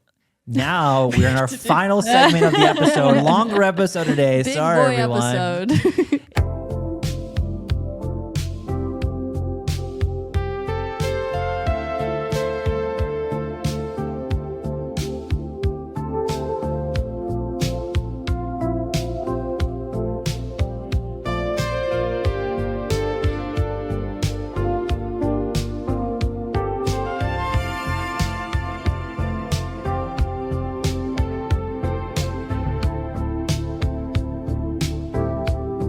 And we are doing our Q&A. If you're new here, after each public episode, we ask a question and you answer on Spotify comments or YouTube comments or Instagram story. And last week we had asked you, what is your favorite Ryan Gosling performance? Obviously in honor of Project Hail Mary. This week's episode, the Q&A question is very easy. What was the favorite movie you watched in March? Favorite first time watch. Could be a new movie in March, could be an old movie, but just the first time you watched it and in March, what was that movie? And leave the comments on Spotify or YouTube and or respond to the story on Instagram. Anyways, back to the Ryan Gosling performances. Shocking winner. I know. I was really did not surprised. expect this, but it's kind Shocking of winner, and like based. genuinely like a shocking little margin between first and second. Yeah, Yeah. I'm this is fascinating to me. We'll read them right now. Okay. I will start off Okay. with this one here. Von Gull says, it feels crazy to say, but he genuinely could have won the Oscar for Ken, and I'd be happy with it. There was a moment we thought it might happen. Yeah, there was. Did he get And then nominated? RDJ was like, No. he was nominated. nominated. Wow. Yeah, and then RDJ took it. At a certain point, RDJ was like the Oh obvious yeah, I was like, winner. he's for sure taking it. But yeah, he's great as Ken. he's great as He Ken. is, yeah. Go ahead, Claire. Okay. E-Class 04 says, Gosling is good in Fracture, a courtroom drama suspense with Anthony Hopkins. The movie has some holes, but it's entertaining and they're both good in it. I also think First Man is super underrated. I think it's his best performance and possibly his best movie overall. The opening scene and the moon landing scene are both so exciting and well done. I guess I just liked it more than most people. Hey, me too. Hey, you guys love First Nice. Man. I love First Man. It's so good. I do wonder, have just so few people seen it that it gets undermentioned, I guess, when Which we're is talking about fascinating it. considering Chazelle. But, and, you know, both Babylon and First Man, no one really watched. No, it was a little That's more true. muted. I wonder saw how First many- Man- What? No, go ahead. Oh, I saw it when I worked for the church. Still, we went as like a team bonding exercise. Really? Weird. That's Yeah, it was interesting. super What are random. you gonna say, Fun. I was gonna just check how many logs First Man has on Letterboxd. It says Oh. 446,000 That's members for sure the have lowest of the Chazelles. Oh, for marked sure. it watched. Yeah, Babylon Then has it probably 1.28 million. Oh, really? Oh. Yeah. Yeah. Well, that And makes a then lot of what do you sense. think? Yeah. Oh, Then, wait, so wait, Whipla- what was then Whiplash, and then La La Then Land La is La the Land. most popular. Yeah. Yeah. La La Land is insanely popular. Yeah. Your turn, Sid? My turn? Yeah, my yeah, turn. it is. Yeah. Let's see. OG Camham says Lars and the Real Girl or The Big Short. Wasn't expecting Big a Big Short Short mention. shout out. That's fun. There you go. He's fun in it.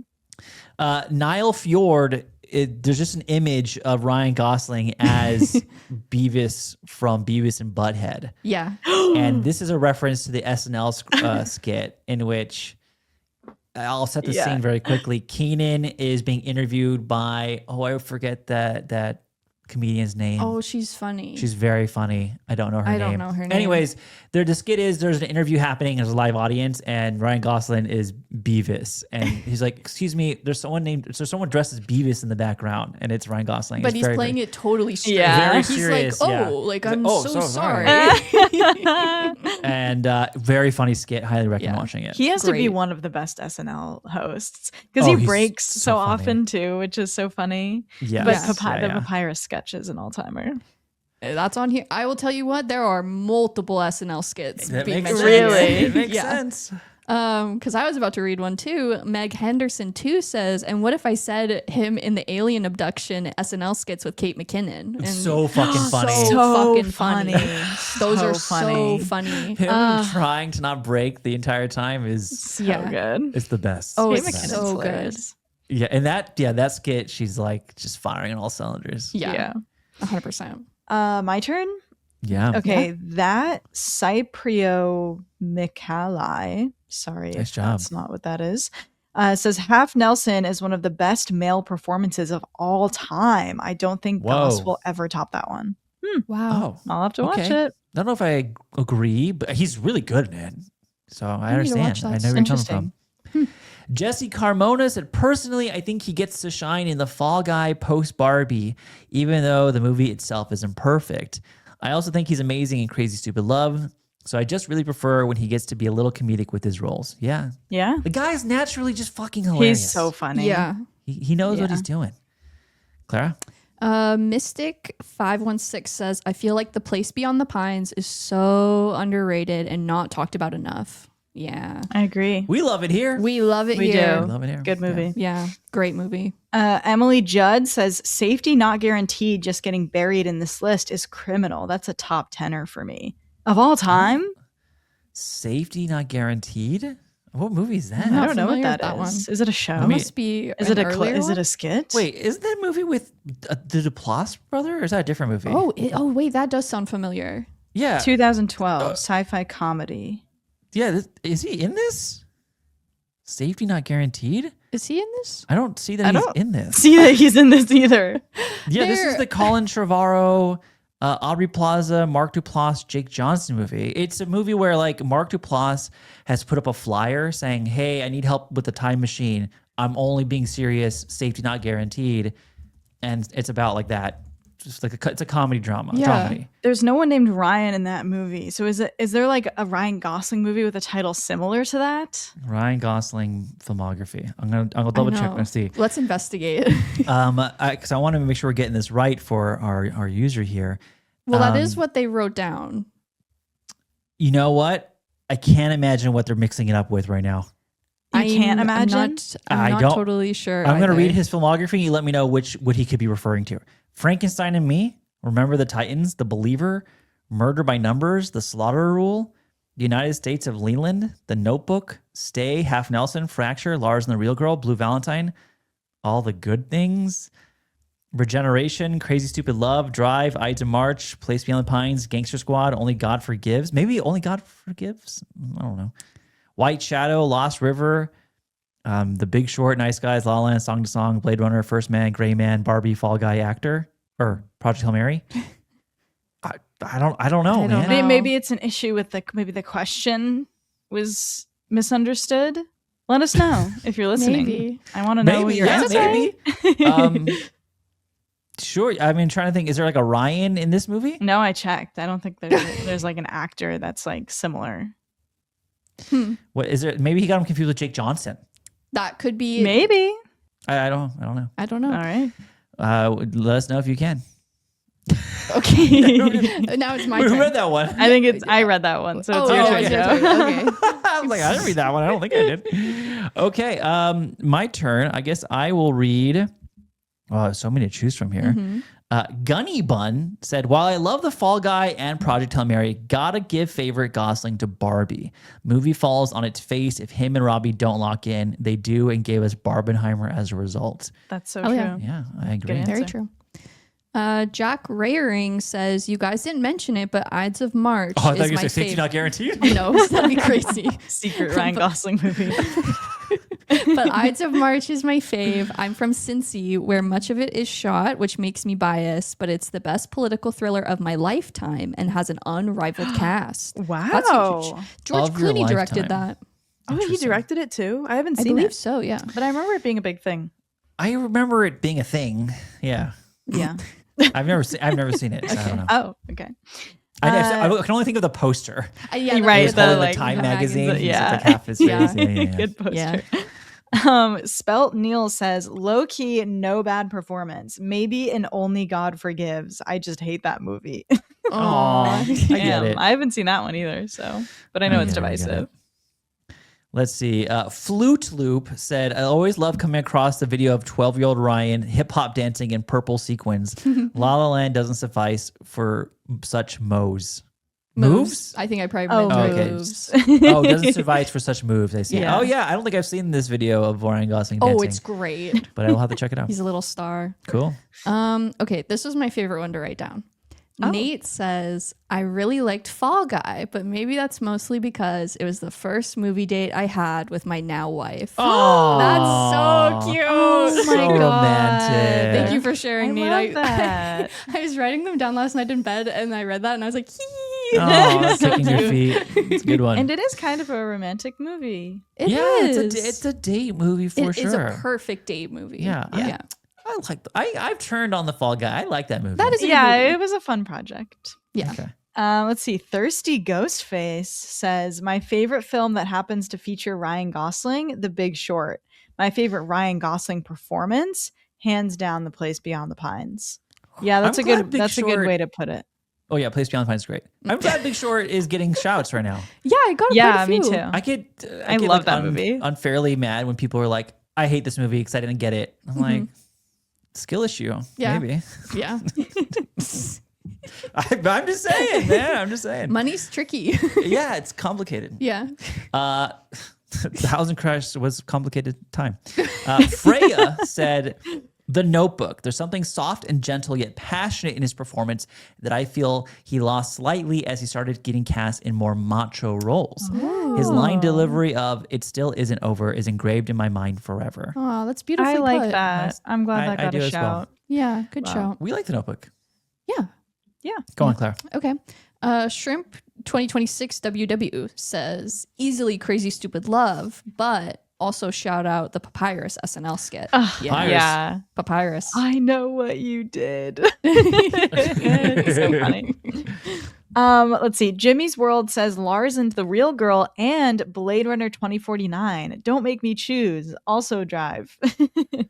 Drive is wow. Not as many Blade Runner shouts as I would think. Not very many. Interesting. Nemo173 said La La Land is his best role for me. Welcome to Sebs literally got me into movies post-COVID. But Drive will always have a special place in my heart. It's the first movie me and my girlfriend bonded over when we met. Oh my God. Son of Ryan emoji. Gosling bringing people together. Bringing people together. So cute. So It's special. Miles J. Hartman says, I really loved him in Remember the Titans. Yeah. Oh. Oh, remember the Titans shout? Yeah. He's so funny in that. He got a couple of Remember the Titans shouts. He's and I was so like, that's funny nice. in that. He's such a small role, but he's very good. Yeah. Oh, is that Sid? my turn? It is your turn. Jack Hazel 21 says Lars and the Real Girl. La La Land is my favorite movie though. I wonder favorite movie ever or favorite Ryan Gosling movie. Oh, that's a good Oh. I question. wonder. Let's see. Anna Stewart said, La La Land is probably his best, but an underrated pick might be Fracture. I feel like nobody talks about that movie. Oh. Never seen it. Yeah, I'm I not haven't talking either. about it. Yeah, you're right. We're not talking about it. Let's see. Zachariah Paulson says, honestly, Project Hail Mary or Lars and the Real Girl. Wow. Okay. Okay. All right. Love it. Sid? Travis182 says maybe Hail Mary really lets him channel both the dramatic and comedic elements he's so great at. That's fair. I mean, yeah. If people are saying Project Hail Mary, I won't blame them at all. Yeah, not at all. Huskworks said, I first saw Gosling in the Young Hercules TV show, but I think my favorite role is in Half Nelson, where he plays a teacher. Also, he's great in Lars and the Real Girl, again, talking to a non-human character. Yeah, he's Love good it. at that, honestly. He's very good at it. A Small Closet says, Crazy Stupid Love, The Notebook, Lars and the Real Girl. Bonus mention, though, when I was rewatching Goosebumps and saw him in an episode. No way. I think it's the camera episode. It's an episode where like there's a haunted camera, and when you take a picture of someone, they disappear. Oh, yeah. Oh, it's scary. I think that's the episode he's in. I can't remember though. I was going to say, has he done any TV? I forgot that he was in the Young all kinds of Hercules stuff show. when he was a kid. Yeah. But he hasn't gone there as an adult. As an adult, as like, in this like era of his career. Yeah. Go ahead, Sid. Toothless 1206 says, I really want to say The Nice Guys, but there is something so sweet and heartwarming about Lars and the Real Girl that I can't not mention it. Mm-hmm. Wow, lots of Lars fans. Love that. Georgia said, Half Nelson, the bathroom scene is burned into my memory. He does such a good job portraying loneliness, and even in this earlier role, you can tell he's a star. Aw, Yeah. love Wow. that. The Fair Gwen says, shout out Mickey Mouse Club. That boy, Mickey Mouse Yeah. Club. that boy could sing. Yeah, he could sing. Yeah. That's true. GP Billings says, my favorite comedy of all time, The Nice Guys, expert comedic timing and facial control. Yeah, he's good in that. Mm-hmm. Yeah, I'm going to read a couple nice guy ones. Jacob says, oh, wait, not the one you just read, is it? No, this is a different one? Yeah. Did you read a Jacob right now? No. Oh, okay, maybe I'm just mixing them up. Jacob said, my favorite Gosling movie has to be The Nice Guys. His comedic timing was moving like crazy in that one. Yeah. Hell yeah.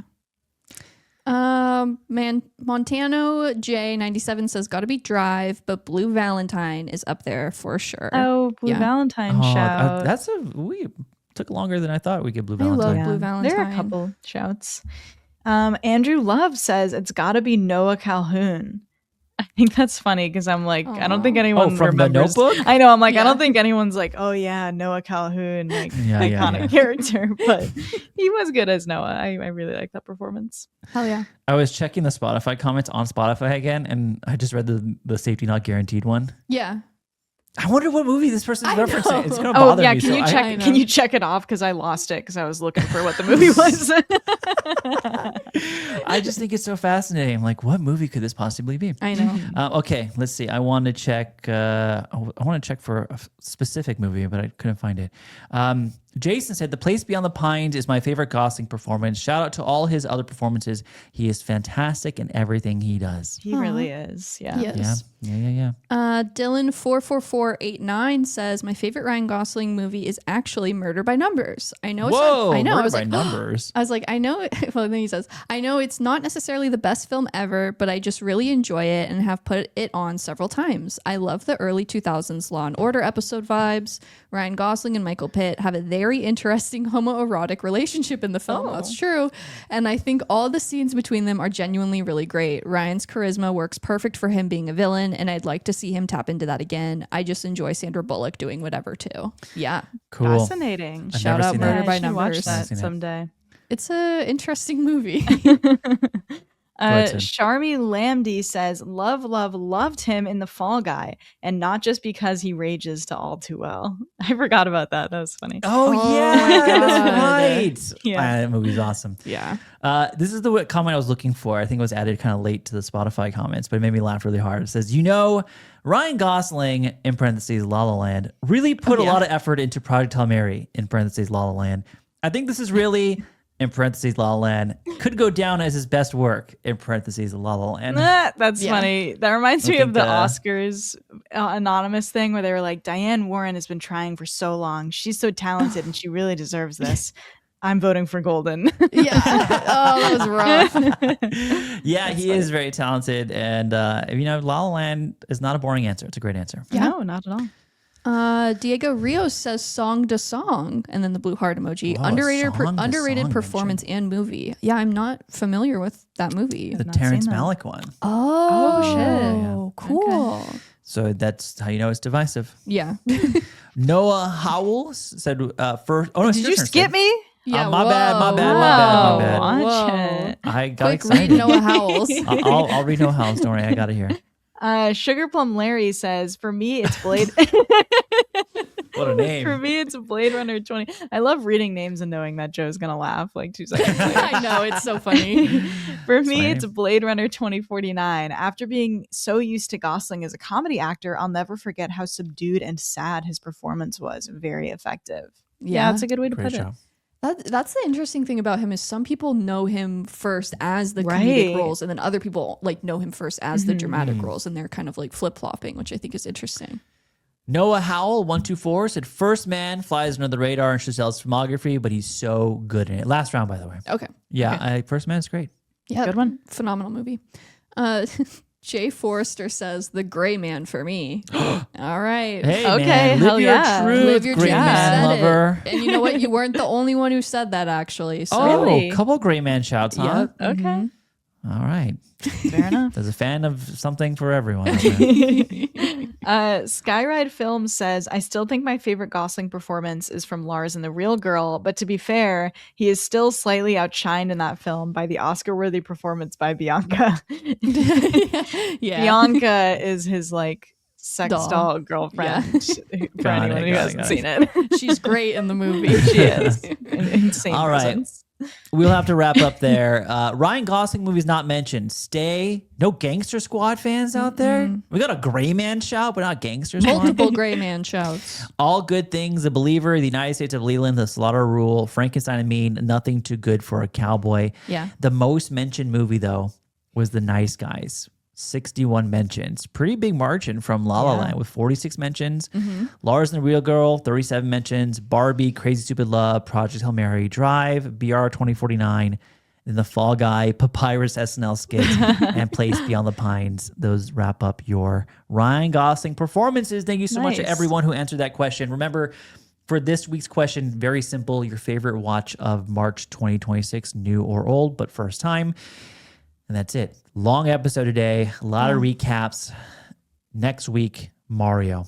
Mario. Yay. We're diving into the galaxy.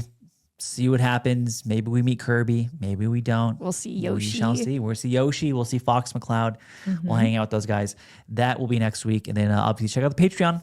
Exclusive episodes. We're doing an Ironheart episode. And what else do we do? Well, this Oh. week that this comes out, we're doing we're doing cats. We're doing cats. cats. We're doing cats. Yes, it's not an April Fool's joke. Or well, it is is it? a joke. But It like is, we are but doing it's real. we are doing that movie. So we're covering cats. We'll talk all things cats. What happened to cats? Yeah. We'll You talk don't need about to Whole watch Cut. the movie if you don't want to. We can No, tell yeah, you. we'll we can, recap we cats. can tell you what recap happens. cats. Yeah, I'll sing some We songs watched for it, so you guys. don't have to. Oh. Memories. That's the only song I know. Wow, that was Yeah. good. That'll be that's this week. So everyone enjoy that episode if you're a patron. If not, check out Patreon. But drop a review on Spotify and or Apple. Until next time, have a wonderful day, night, weekend, and we will see you guys next time. Goodbye, listeners. Bye bye.